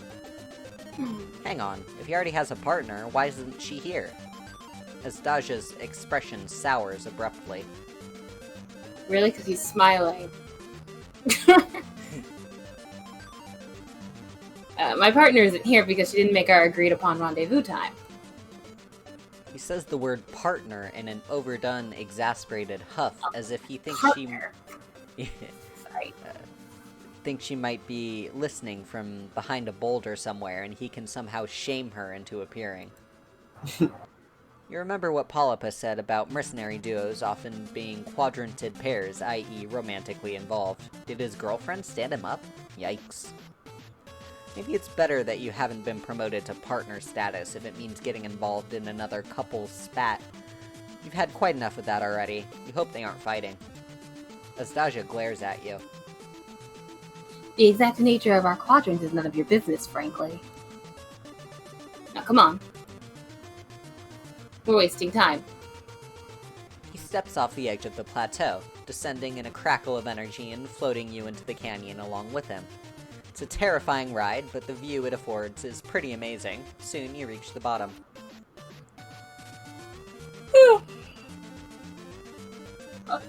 We should keep going. There's someone else in this valley. We'll get the drop on them if we move fast. Now, we really did just wander into a death game. Look at this anime motherfucker. Yeah. Man, you think this is an anime motherfucker, just you wait. He I'm grins. excited. He grins confidently, his coat keep right-clicking by accident. His coat flapping behind him. There isn't any wind down here, though. Is he flapping his own coat with his sigh for dramatic effect? First blood to Nilak. You blink. Tentatively, you repeat, "Blood?" Yes, blood. He says it the same way he enunciated the name of this competition earlier, like it should have been painfully obvious. Like I told you, our aim is to take out our opposition. Swiftly and painfully. To win, we have to be the last team standing in this entire canyon. Weren't you listening when I explained earlier? God damn it. You'd been proceeding under the assumption that this was some kind of elaborate competitive LARP. Like, solve some puzzles, get out of the giant canyon before the other guy type of deal.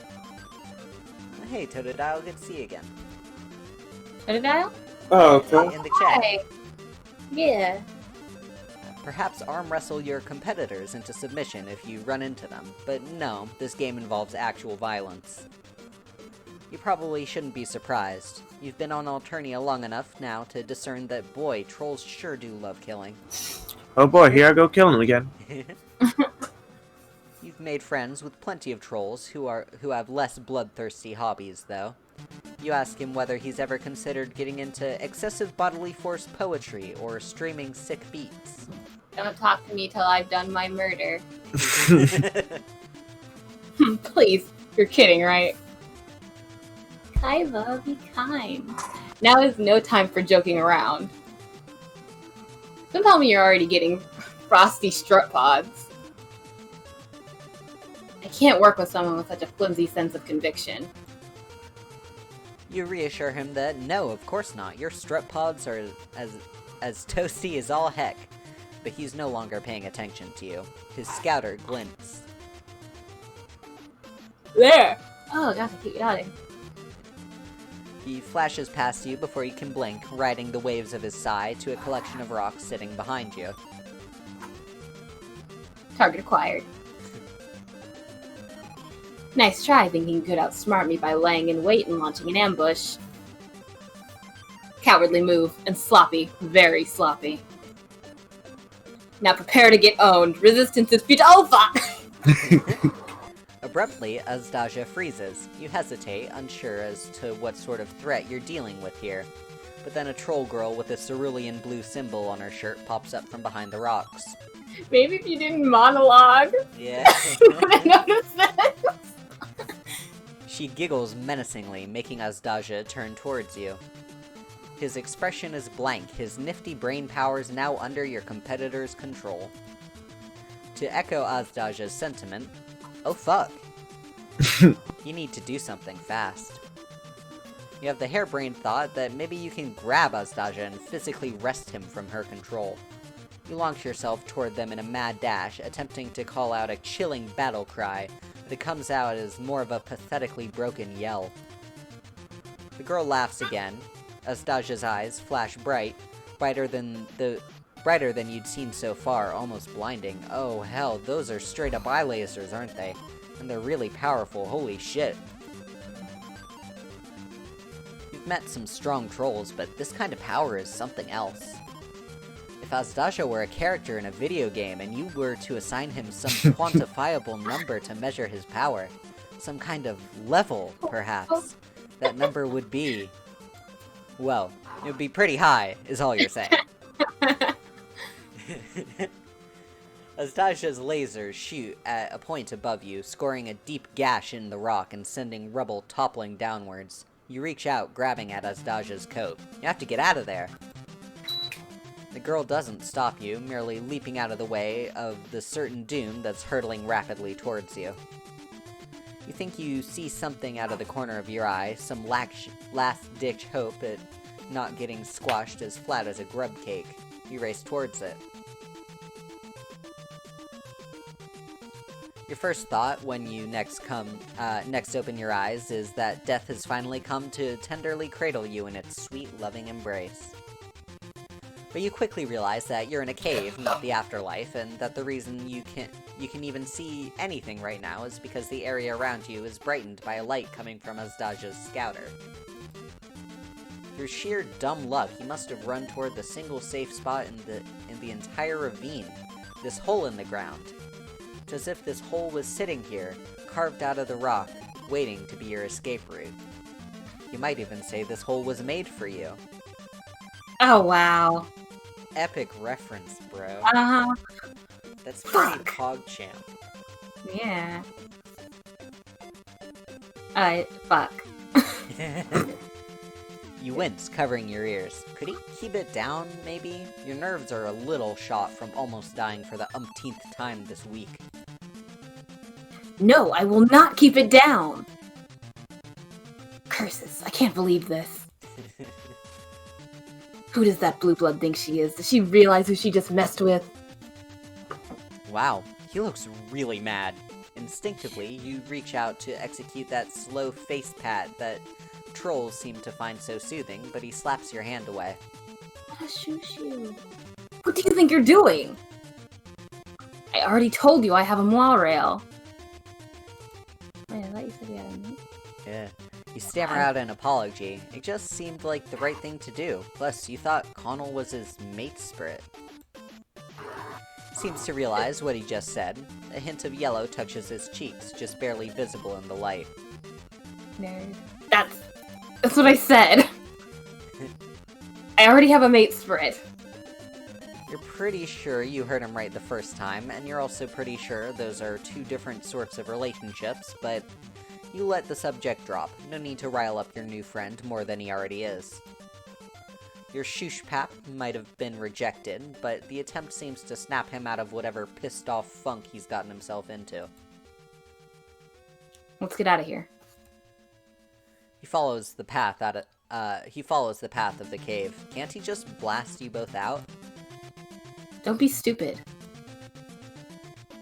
If I did that, it would cause a cave-in. Are you that eager to get crushed? Good point. You're acting just like Connell. So ready to rush in without a game plan. If he means this as an insult, its effect is kind of lost. He sounds more wistful than irritated. You walk in silence for a while. As you make your way further into the cave, you realize that the walls aren't blank like you previously thought, but are covered in complicated carvings. Cave troll art, you wonder? I thought the back of this cave looked weird. Okay. Yeah. That looked weirdly detailed. I know what you're thinking. That life as a prince among trolls must be an enviable one. Nope, that wasn't what we were thinking about at all. Yep. You snap to attention. Yes, of course. You were definitely thinking about him and his life story just then. I don't expect someone like you to understand. Is it stressful being the CEO of a mega corporation? You're obviously a completely average person who will live out their life in perfect mediocrity. But not me. You don't know what it's like to be born so gifted. Completely average, that's you alright. You try your best to be sympathetic. Having rad powers must make things really hard. What? No way, it's fucking awesome. But as you've clearly seen, it can attract unwanted attention from pathetic individuals who aren't nearly as talented themselves. Who are desperate to have some unbeatable psionics in their corner. Unbeatable? You got beat by mind control. Yeah. Yeah, bro, you were just beat. Yeah, you just lost. To be honest, the Empire is no different, and it's not like the rebels are much better. Connell and I don't really care one way or another. We're just here to off chumps and get money. We look out for ourselves first and foremost. But eventually we'll be set off planet to do the bidding of the Empress, just like everyone else. Okay, you can see why having no say in the matter kind of sucks, but isn't there opportunity to do cool shit in space, too? Astasia's face draws up in a wry expression. Yeah, with someone else calling all the shots. You keep walking. After what feels like hours, his scouter flashes again. We're here. He lets the wall have it with his eye lasers. With a resounding roar, it crumbles away. Aside from the spot he's destroyed, the rest of the cave is intact. Moonlight spills into the space through the impromptu exit. It's over. We were stuck down there for so long that the game has ended. That means that there has to be someone else out here. Meaning... Your heart sinks. This was a disaster. He's definitely not going to want to be your friend after losing this competition he's so invested in. No, we're still alive. Yeah. We're the last team standing, which makes us the winners. Yeah.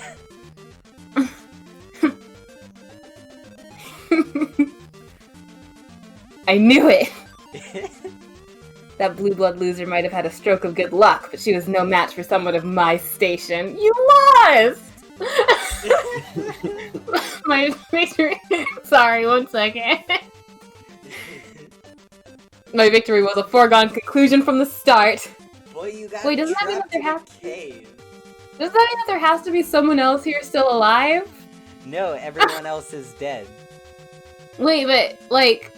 Okay, if all the fighting has stopped, someone had to have killed the last team. So where are they? It was Dead. like a mutual death. They like crushed each Okay. other with rocks. Okay. bringing you along was an excellent idea. Your recklessness really came in handy back there. He's thanking you, you realize, or something close to it. Modestly, you assure him that it was no problem. A prince knows when to give credit where credit is due. Celebration is in order, I think. Once we collect our prize. There's a prize? Fuck yeah. And yes. Dual Strifers offers an impressive cash reward to whoever wins. You'll get a cut as well, of course. Whoa, money! This will be the first time you've laid your hands on the stuff since you crash landed. Maybe you'll be able to finally purchase a warm meal, or clothing that isn't from somebody else's closet. Or eat into your debt. More importantly than the money, though, is that you've proven you aren't a complete fuck-up. You've earned Azdaja's trust, and also his friendship. Nice! Yeah! I like Azdaja, I think he's funny. Oh, fuck. Alright, guys. Bro, honk honk, am I right? It's clown time, bro. Bro, it's clown time. Are her fangs orange? Or her, like... Okay. Yeah. Interesting. Like the color of her horns. Also, I love her design. She's very pretty. She's excellent. Big, giant clown lady. I love it. Oh, hold on. No, don't do that. I want to go to settings and see if I can just turn the music up a little bit. Just for me. Because I love her music so much. Your gown flutters around you as you hop off the train. You feel like a very grimy Disney princess with no shoes. Just a deranged Cinderella who left both glass slippers on the castle steps. Before you can decide in which direction to continue your merry jaunt, it's decided for you. As in, a small bluish missile slams into your midsection and sends you tumbling down the hill behind the train tracks, rolling over and over, and goddamn do you hope you don't kill anyone with your ass. Especially not yourself. That'd be impressive. Yeah. Kill someone with our ass again. You land with a hard thwack on your back. Oh. Hey! Since I'm not doing a roll this time, I'll take her. Because I did her last time. Hey, Yeah. it is you! The concussion you've just sustained must be giving you serious friend hallucinations. Sorry, I hugged you so hard I pushed you down a hill. I forgot how weak and flimsy you are. Take Amicia's offered hand, albeit nervously. You... excuse me. Kinda skipped out on her back there, waiting until she was in the ablution trap and then escaping from her murder studio. Like you would escape from a friend. Ugh. Been so naive just then. You didn't know about Recupercoons or grub cakes or hate dating and oh god, that is a giant murder clown, isn't it? Wow. She's even bigger than the adult you saw back at the bandit lair. God, why? Why, whenever you think you've met the biggest, meanest bastard this place has to offer, it offers up another, bigger, meaner one. I can't speak. Okay, there's something that I really like about the Homestuck fandom in that it's been a pretty popular headcanon that height corresponds to blood color as well, like how tall you can get, right? Yeah. So I like how that eventually just how like our the headcanons of the community eventually just bleed into becoming canon at some point or another. Yeah, it's pretty excellent. Yeah. It helps If that, you say it enough times, it's true. yeah. If I remember right, I'm pretty sure the, Hiveswap chapters were... Wait, no, never mind. That was Pester Quest. That was written by members of the community individually. Was Hiveswap was Friendsim not written by members of the community? It might have been. I'm not entirely sure, though. I know for a fact that Pester Quest was. Yeah. A lot of people were, they had a lot of interesting things to say, particularly about Vriska. Yep. Oh boy. Ugh. Yeah. Vriskor stream someday. Yeah. It's a podcast. We just sit and talk about Vriska. Yeah, the Vriskcast.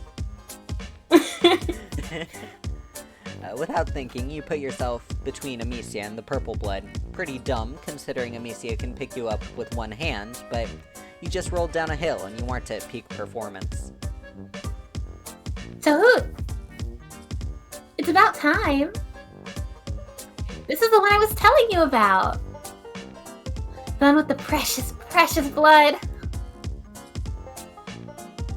The purple blood's slow, lazy smile somehow makes her face paint even more terrifying. She moseys closer, towering over you. A true pleasure, small thing. I like her. Any friend of Little Blue is a friend of mine. Especially one who looks so pretty on the newest page of my scrapbook. Your stomach is dissolving into acid fear. Amicia stamps her foot. Don't make murder jokes! My friend is very delicate. You nod furiously. You are so delicate. Just a whiff of murder gives you the vapors. Peace and gospel, Little Blue. I was only playing. Messiah knows I'm owed a bit of fun. Oh, you can tell what faction you're a part of, belief-wise. And ain't it a fair bit hypocritical? Lecturing me? Considering what you were getting up to the first time you and I got to John. Ripping heads off and all. Amicia goes blue. Chahut winks and you experience another spasm of fear. You clench your fists so she can't see your hands are shaking. To distract yourself, you ask her if she and Amicia are Moirails. You figure that's always the safest one to start with. Safer than, so do you guys hate fuck a lot? Chahut starts grinning again and Amicia blushes even harder. Aw. No, silly, of course not. I'm way too young for quadrants. How old are you? I knew you were small. Yeah. You know a couple of motherfuckers has started younger than you, Little Blue. Still, there's no point. I mean, you're leaving in a couple pedigrees. Aw. Amicia stares at the ground sadly for a few seconds before she gets herself back together. But that's why tonight's gonna be the best. Our final hunt. And I'm so glad you're here too. She beams up at you. You try to smile back. Shut the fuck up, cell phone. What do you want? Useless. Thank you. Beams up at you. You try to smile back, maybe achieving half a grimace. When Chahut leans over Amicia, it's with a certain menacing fondness. Sounds like a party, my most vicious sister. Only we got us a smidge of scheduling conflict. The massacres tonight, Little Blue. Last massacre I'll see, planet side. Oh, I just got the pun. Mass. Yeah. Yeah. Yeah, Because it's clown church. yeah. I'm very smart. Gotta present my glutes and testify before my most mirthful messiahs for the last time. Why couldn't you just say prostrate? You sure didn't get any of that.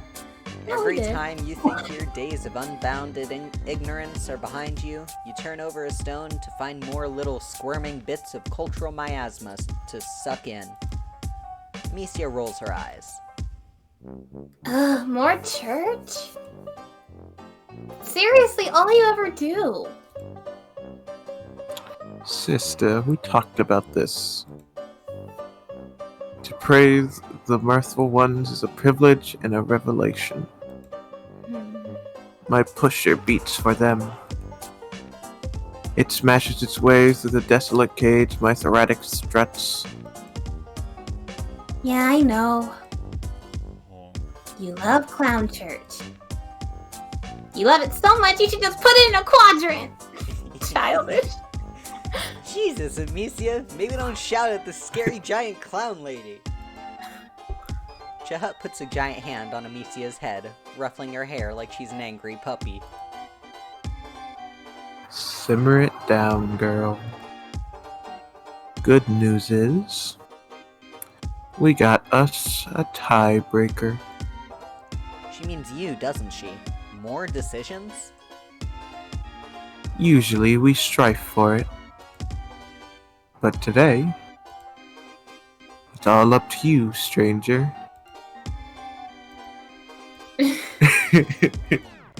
Do we want to go to Clown Church? I think story-wise it would be beneficial. Not that there's too much of a story here, but I think that would be smart.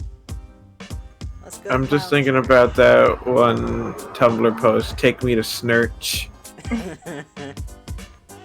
Take me to Clerch to get that pussy. I'm sorry. Shut up! I'm sorry! See, I will ban you from your own stream. You don't know much about religion, but you have recently become pretty good at reading people. You have the slightest little suspicion that insulting this woman's religion might be unhealthy. Besides, it would be rude.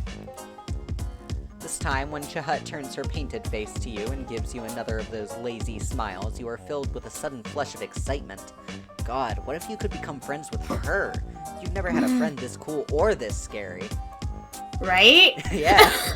Amicia rolls her eyes. Fine. Have fun, I guess. Doing totally boring stuff. You wonder if it's really okay for you to come with Chahut. Isn't she worried about showing up with an alien? In the past, I might have got to worrying over it. But now, fuck it. What are they about to do? Cull me?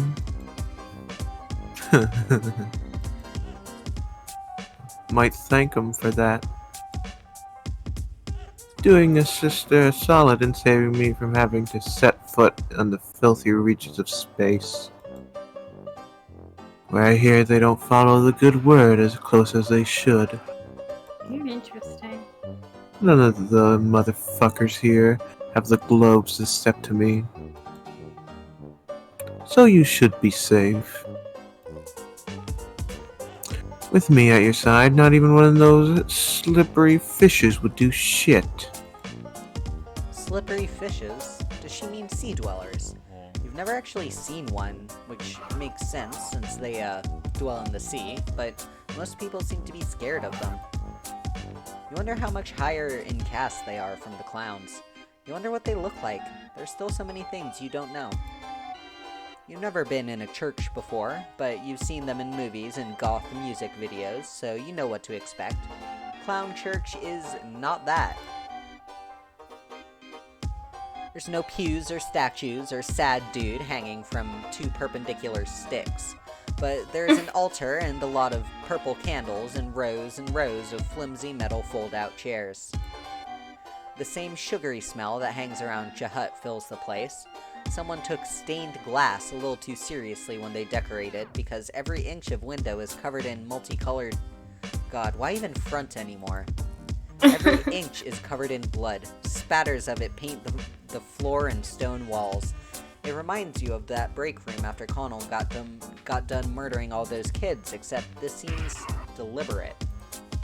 Like they decided they wanted a little bit of yellow in the corner, so they walked some poor Goldblood over and gutted them.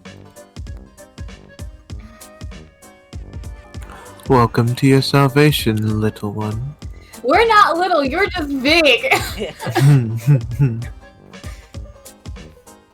You almost run Yeah, out. everything's little when you're a fucking mountain. Yeah, damn. You almost run out, but no, you can't. You need to make friends with Chahut. You hang on to that as you follow her to the front of the congregation. Does anyone hear this like weird buzzing that happens every now and then? Yeah, it's Leo's just broken. Oh. Okay, Right. making sure. Yeah. It seems to be gone now, I think. Yeah, it comes and goes. Actually, I'll be right back, y'all.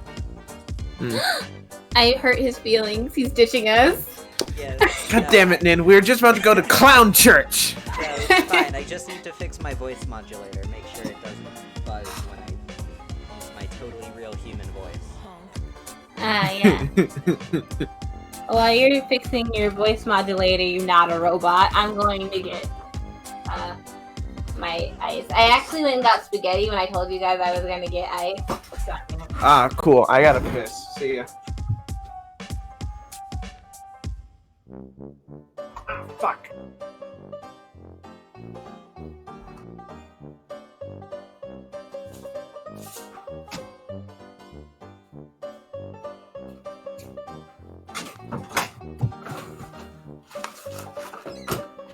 Alright, Nin is back.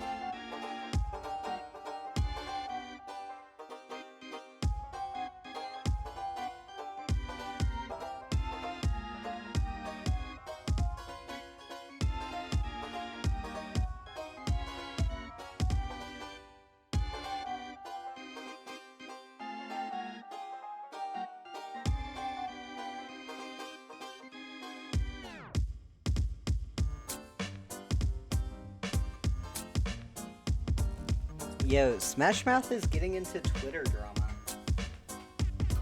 What did Smash Mouth do? Smash Mouth was like posting and got pissy at someone. Hold on, let me find it.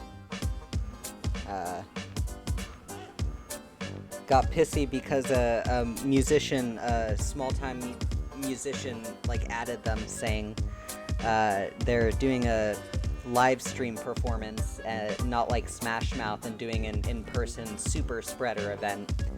And Smash Mouth replied with, "You'd have to have more than 10 attendees first." Damn. Rude as fuck. Yeah. And A is no now- would have sufficed. Is now getting wildly ratioed. What's happening? Smash Mouth was a dick on Twitter, apparently. Yeah. What? A streamer I watched like screenshotted the post and tweeted about it with an at Smash Mouth, like, "That's a bad take. Every creator was small time, not every creator is responsible for death." And then the Smash Mouth Twitter replied about an hour ago with a link to the Smash Mouth song "Sorry About Your Penis." Their social media guy is gonna get fired so hard. My mans. You keep saying lol. Stop saying lol, Mr. Mouth. I'm getting cheesesteaks. Nice. I'm gonna yeet my phone so I'm not distracted. As you I pass. wish Minecraft Twitter would shut up about Dream. God, yeah. Why does he have to trend every day? Right? I saw some bullshit about like his neck. Yeah, People like are so or about excited. his, Like, like- who gives Oh my a God. fuck? yeah, there's people I'll are know talking who about this his man is. gloves. It's like y'all are starving. Yeah. As you pass, various other clowns send out honks of greetings, accompanied by the occasional whoop whoop. Jahut responds to a couple with a casual "hey motherfuckers," but most she ignores. Maybe she's too cool for them. You try not to make eye contact with anyone as you go by, or if you happen to look at anyone, you try to throw out the most intense I'm with her vibes that you can. A couple trolls look as out of place as you do. Okay, not as out of place, since they are actually from this planet, but there's some non-purple guys here who look distinctly uncomfortable. A few of them appear to be chained to their chairs. Cool. A purple blood is standing on a platform at the front of the congregation and preaching? Rapping? Whatever it is, it sucks. There's a lot of uninventive swearing and weirdly syncopated honks. Everyone here is extremely into it. There's a lot of answering whoops and fuck yeahs. All Chahut has to do is stand there and smirk at him, and he trails off into a nasally honk before scrambling off the church stage. You really wish you knew how to command that kind of respect. Then everybody would want to be your friend. Here's your first thing. Be tall as fuck. Be a mountain of a person. Yeah. There's Be your absolutely huge and then also have muscles. yeah. Because the string bean is not intimidating, but like look at her arms. And be a clown, also. Yeah, Or- also wear full clown makeup. Either be super muscly or be so thin where it's concerning. Yeah, and also another thing, if you have really big horns, that probably helps. Really big horns and wild hair. Yeah, a curtain of hair. Yeah. It's pretty intimidating. I like her micro bangs. She definitely cut them like that so that she could see and did not think about it. Thanks, brothers and sisters. Today is a singular sort of day. For day, I looked up toward the mountain and saw the fire in the sky. The fire that our messiahs and our messiahs are the fire. Feeding a hungry forge in the belly of hell, that sweet salvation of split bone and sulfur-colored eyes. Was it the heat of eternal damnation or the sweet flame of revelation? All is red ruin. Woe is us darlings. Woe. It goes on like that for a while. You zone out a little bit. Someone throws a handful of powder into the candle flames, and more of that sugary, sharp scent puffs out as colorful smoke billows up. You know, I mentioned her teeth, but I did not talk about how her eyes are also a different color than like everyone else who is not a gold blood. Yeah. It's like rage Gamzee, and it's very threatening. Yeah. I feel threatened. It's like she's always sober.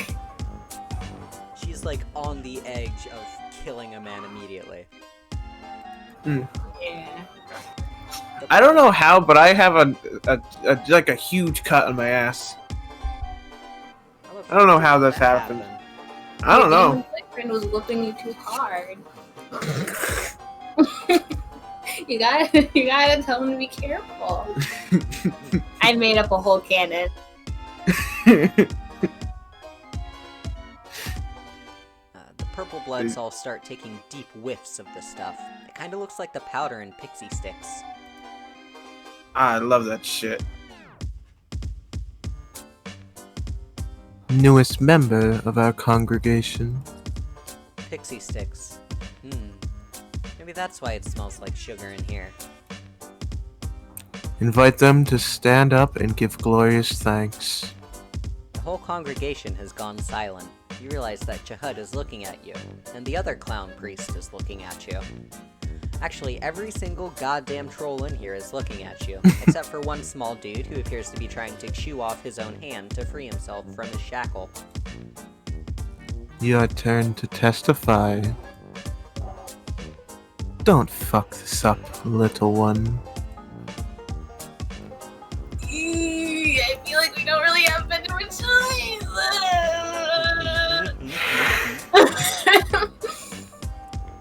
Let's preach. Let's go! Oh wait, she might call us out for being a poser. Oh no. Oh. Oh shit. They want you to talk? About what? All that stuff Chahut and the other troll were saying, it just sounded like a bunch of bullshit? So that's what you give them. Just bullshit. Reams and reams of fresh, non-GMO, cave-aged bullshit. Honestly, you aren't totally sure what you say. Maybe some stuff about parting the sea, loaves and fishes, a dome and a rock. You throw a couple whoop-whoops in there for effect, hoping nobody accuses you of cultural appropriation. Yeah, it's called the Bible bullshit. Yeah. Love that. Luckily, the crowd is feeling it. They all honk and echo what you say, even the cultural allusions they can't possibly understand. They take turns swigging Fago from the communal chalice, passing it around. You can't help glancing over at Chahut every so often. Sure, all these weirdos are catching what you're throwing, but she's the one whose opinion you actually care about. She's your current friendship target. She's nodding in approval, occasionally crossing her hands over her chest in what looks kind of like a gang symbol, but may just be a religious gesture. You finish with something about foxes in the jaws of the universe, the convergence of fate and the cyclical nature of reality. Time is a flat circle. You think you're actually filled with the spirit? Whatever the fuck that means. It could just be that weird smoke. You're high as fuck. Yup. Knew I didn't make a mistake when I put my faith in you, little one. They're hotboxing this whole goddamn church. She pushes several dudes out of the way to lean over you, and you don't feel fear now so much as intense pride. Damn, but it feels good to have 50 clowns honking at you for pulling something straight out of your ass.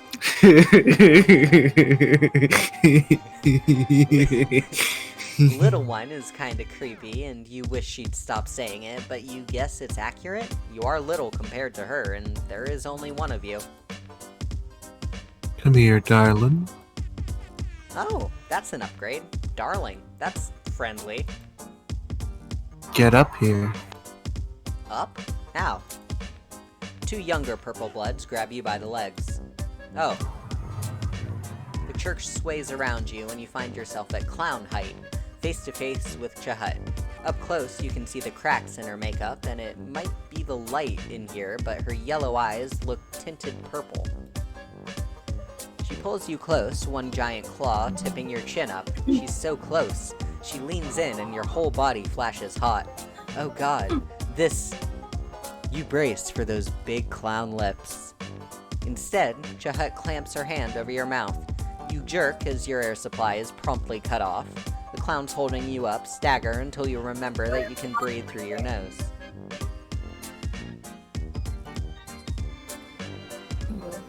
Apparently we're a mouth breather, that's cool. To be fair, I would also forget I had a nose if I did not visibly have one, considering MSPA reader's whole deal. Yeah, that is fair. I guess our nose is kind of small in this game, as in not really there, but we're told it's there. Yeah, it's like arms. It's invisible till you need it. Yeah. You see something out of your peripheral vision, and then something sticky and cold is sprayed onto your cheek, an acrid stench making you choke. You struggle, but the clowns don't let you go. Chahut sprays something on the other side of your face. You feel it sinking tacky and stinging into the skin of your cheeks. She releases you for a moment and switches the can of spray paint to her other hand. The hell? Is that even supposed to be used on skin?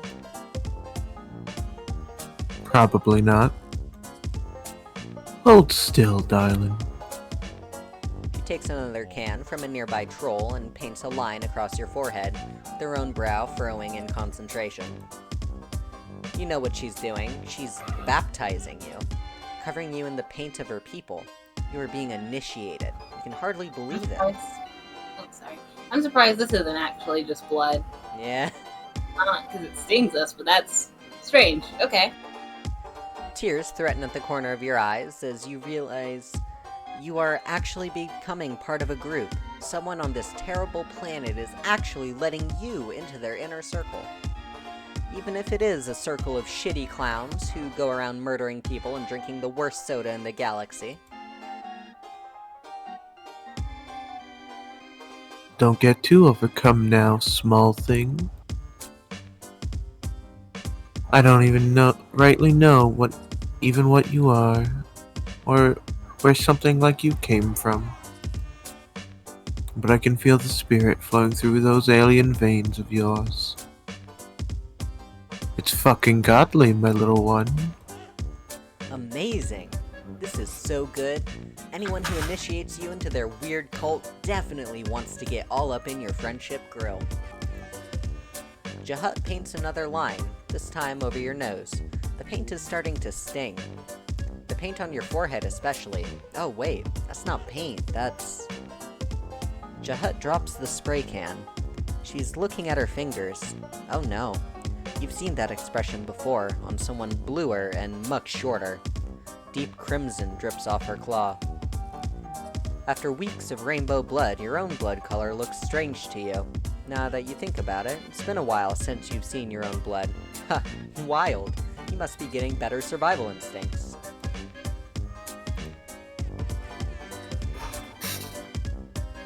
Precious blood. Precious indeed, sister. The two other purple bloods put you down with subservient honks. All the other clowns here treat Jahut with a reverence bordering on awe. Is it because she's the oldest, or the largest, or maybe just the most badass? Your feet barely hit the floor before Jahut takes you by the hand. You smile up at her, happy to go anywhere she leads.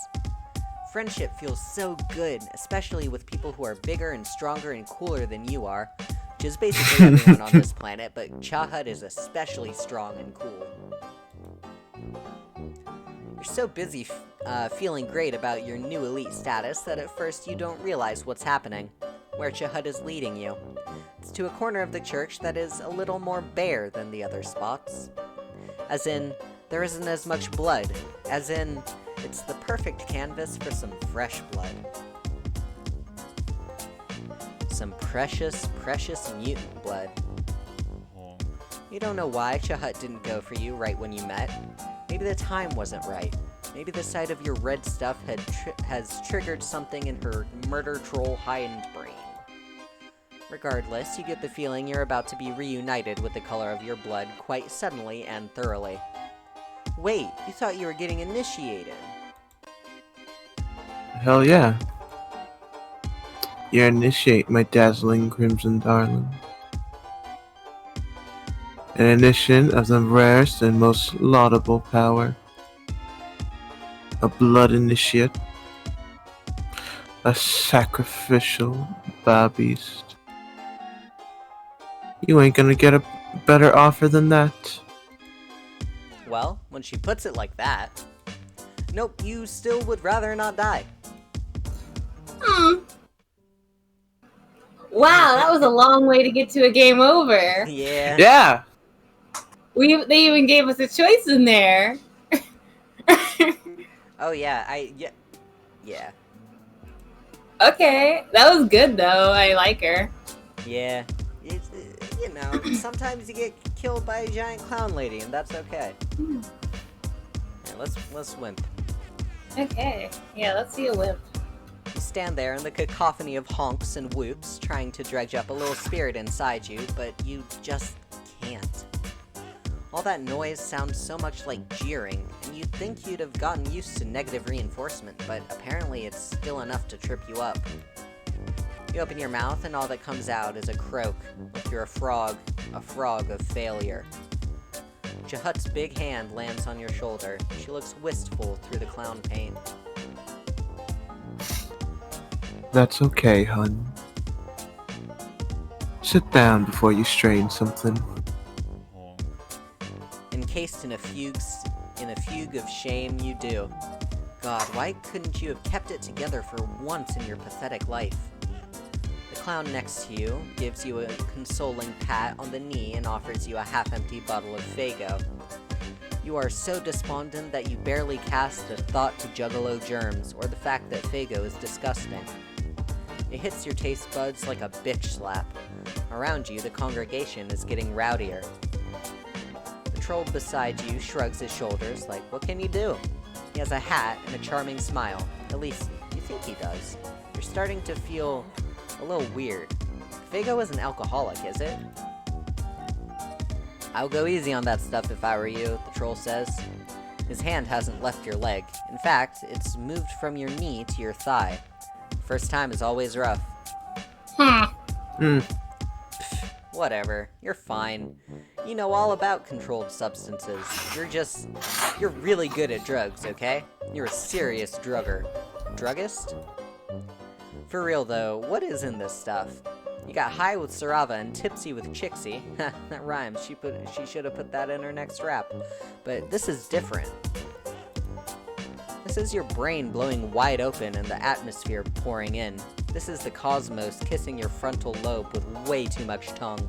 Ugh. Yeah. Hey. This is my supplicant. Maybe find your own. Chaha is standing next to you again. She removes the clown guy's hand from your thigh and extricates the bottle from your grip. Hey, you weren't done with that. On the other side of the church, someone throws another handful of colorful powder onto the fire. More smoke billows up and you feel another wave of dizziness. Maybe it's the interaction of the Fago and the smoke? Is that how science works? Such bad form, says the troll who'd given you the Fago. Bringing an alien to your last massacre. One would think you had no respect for your messiahs at all. I think, brothers and sisters, that I might agree with that. A voice rings out across the church. At first, you think that it's in your head, the product of whatever weird soup all the competing substances have created, but everybody else hears it too. Jahut goes rigid beside you, her big vicious mouth stretched into an O of shock. The congregation falls to its knees in a clattering wave. Seriously, you've never heard a crowd of people go quiet so loudly. Chairs are kicked out of the way or knocked over. Kneeling down, Chahut's head comes up to your chest. She and the clown in the hat each push down on one of your shoulders. Motherfucker, get down. You hit the deck. You half expect the blood spatters to seep through your dress, but it just crusts flaky and dry underneath your knees. You. Sister. That's your alien? Where the hell is that voice coming from? It's deep and gravelly and probably male. Oh, hold up. What you'd initially thought was one of Remolay's knockoff paintings hanging behind the altar turns out to be a screen, which has now turned into a gray silhouette with horns. Is everybody here bowing to some dude who literally Skyped into Clown Church and doesn't even have a user pic? Some Anon.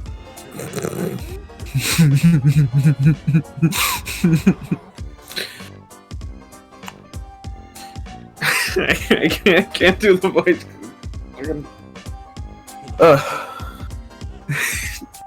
Fucking stupid. Your Excellency, I wouldn't describe him as my alien exactly. A little too pathetic to really put up much bother to.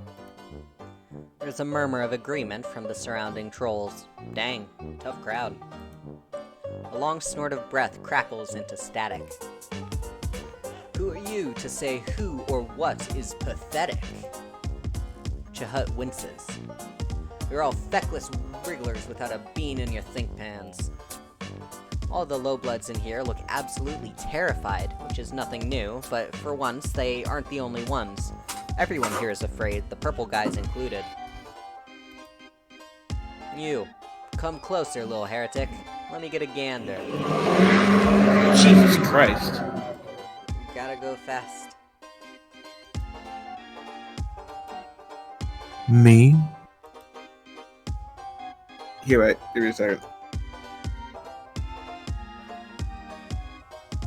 Some shit got on my glasses. Rip. Who?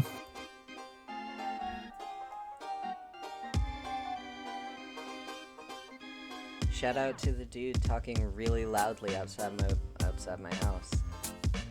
Man, I love how we all just have a bunch of rude assholes being loud. Yeah. It's good shit. Oh god, maybe it's the guy who, like, dug mortar out of the side of our house. Some motherfucker, like, stood outside our house and scraped the mortar from between the bricks for long enough to get, like, a decent-sized hole in there. And Yeah, I remember this story. Yeah, I might It was have told creepy y'all. and weird. Did anything come out of that? Did Never. anyone try to put anything in it? We went across the street to ask our neighbors who have, like, apparently a pretty big security setup to see if they could find anything. They never came by, so I assume no news is good news. And they haven't come back since, or at least they haven't left anything behind since. But They may be here now. yeah. Go fight them. Hell yeah, man. Oh no, I don't have my I ordered like a big metal baseball bat from Mail Ah, nice. to use for self-defense. Because Nice. I have no self-defense objects except for my fists. And looking around my room, I don't have anything else for self-defense except like a lamp. I was like, since you said that, I looked around my room, you know, observantly, and man, I have a lot of random bullshit in here. But I think my best weapon is probably that wooden scythe. Like, yeah, maybe it would, but hey, that's still the shape of a scythe, and that's definitely gonna hurt a motherfucker. Very true. Oh, I have nail clippers. I can use the little curvy end that flips out. You can shank a motherfucker. Yeah, right in the eyeballs. What the fuck you mean, who, sister? Motherfucker, I'm jabbing my point stump at. You and Chahut share a quick, nervous glance. Her throat bobs visibly. So, I think you got your webcam turned off. Oh, dang, hold up.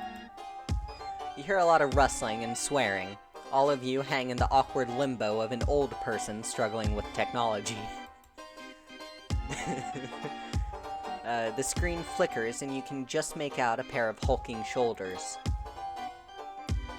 Sir, you've got the light behind you. Never mind the light, motherfucker. You, hornless one in the rumpus robe. Come closer, child. Oh, you.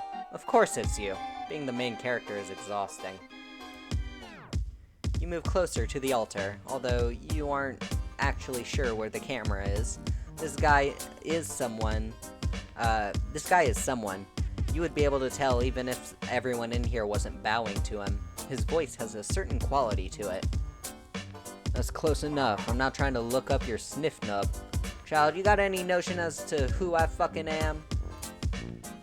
None, except that he is possibly important.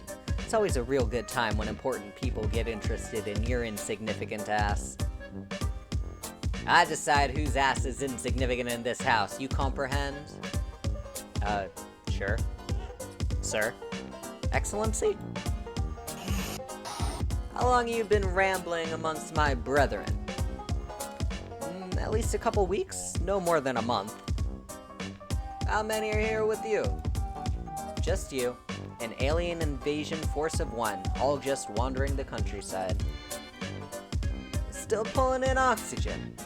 I thought someone would have picked their dentition with you by now. Same. You got any muscle definition, Wriggler? You show him the gun show, as in you show him how very empty the weapons locker is. Stinky.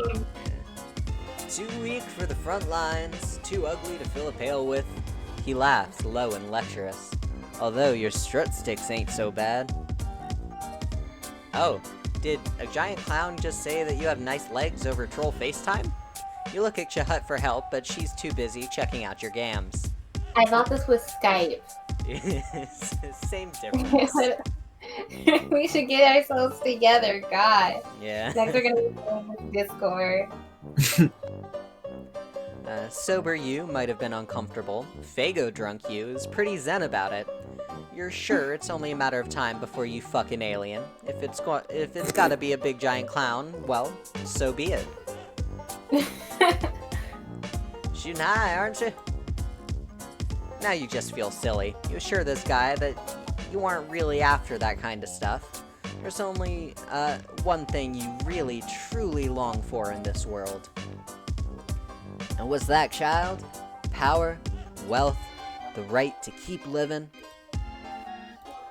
Yikes. You realize that everyone in this goddamn church is looking at you, waiting for your answer. Jahat looks like she wants to grab your shoulders and shake you. Jeez, no pressure. Friendship, you tell him. He laughs long and hearty at that one. You weather it stoically. You, bigger and significantly more attractive motherfucker. Jahat comes to attention. What's your caste name, child? Maynard, Your Excellency. If I understand rightly, you are about to undergo the ordeals. Jahat nods. She looks a little seasick. You're not sure what the ordeals are, but everything about them sounds bad, including the name. Maybe get your shit shot with this one right here. They seem to have the strategy for surviving against all reasonable odds and decency. You could probably use a friend like them. He jabs another big finger at you. And Wriggler. Yeah? Don't let me see your face again.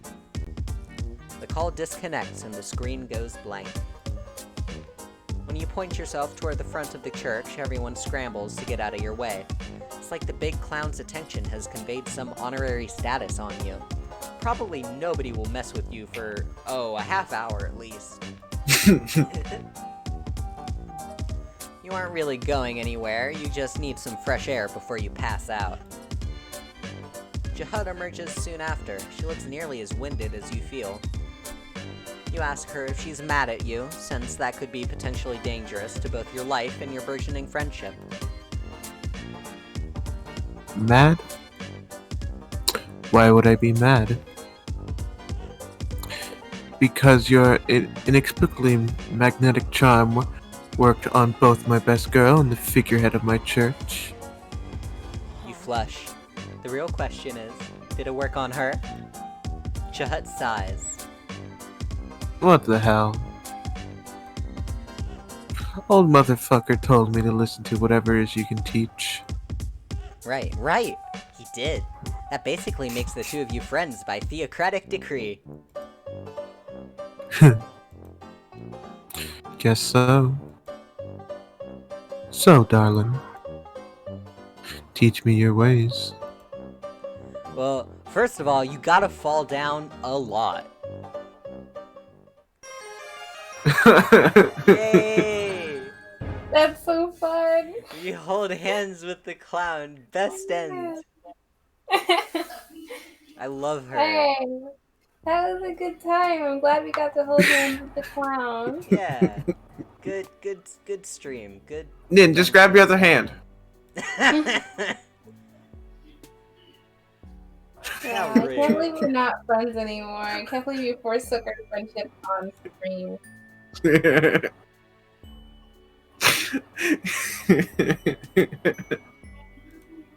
Oh, that's gonna be the end, right? Yeah. Yeah, that's the gonna end. be the end of our stream for tonight. Yeah. Yeah. So we'll be doing this at 3 next Monday as well. Yeah. Yeah. We're also gonna do other stuff throughout the week. So check out our Twitter so you can stay up to date on that. There's a link in the About section. There Scroll sure down a is. bit. And the ad is up on screen right now, or it should be.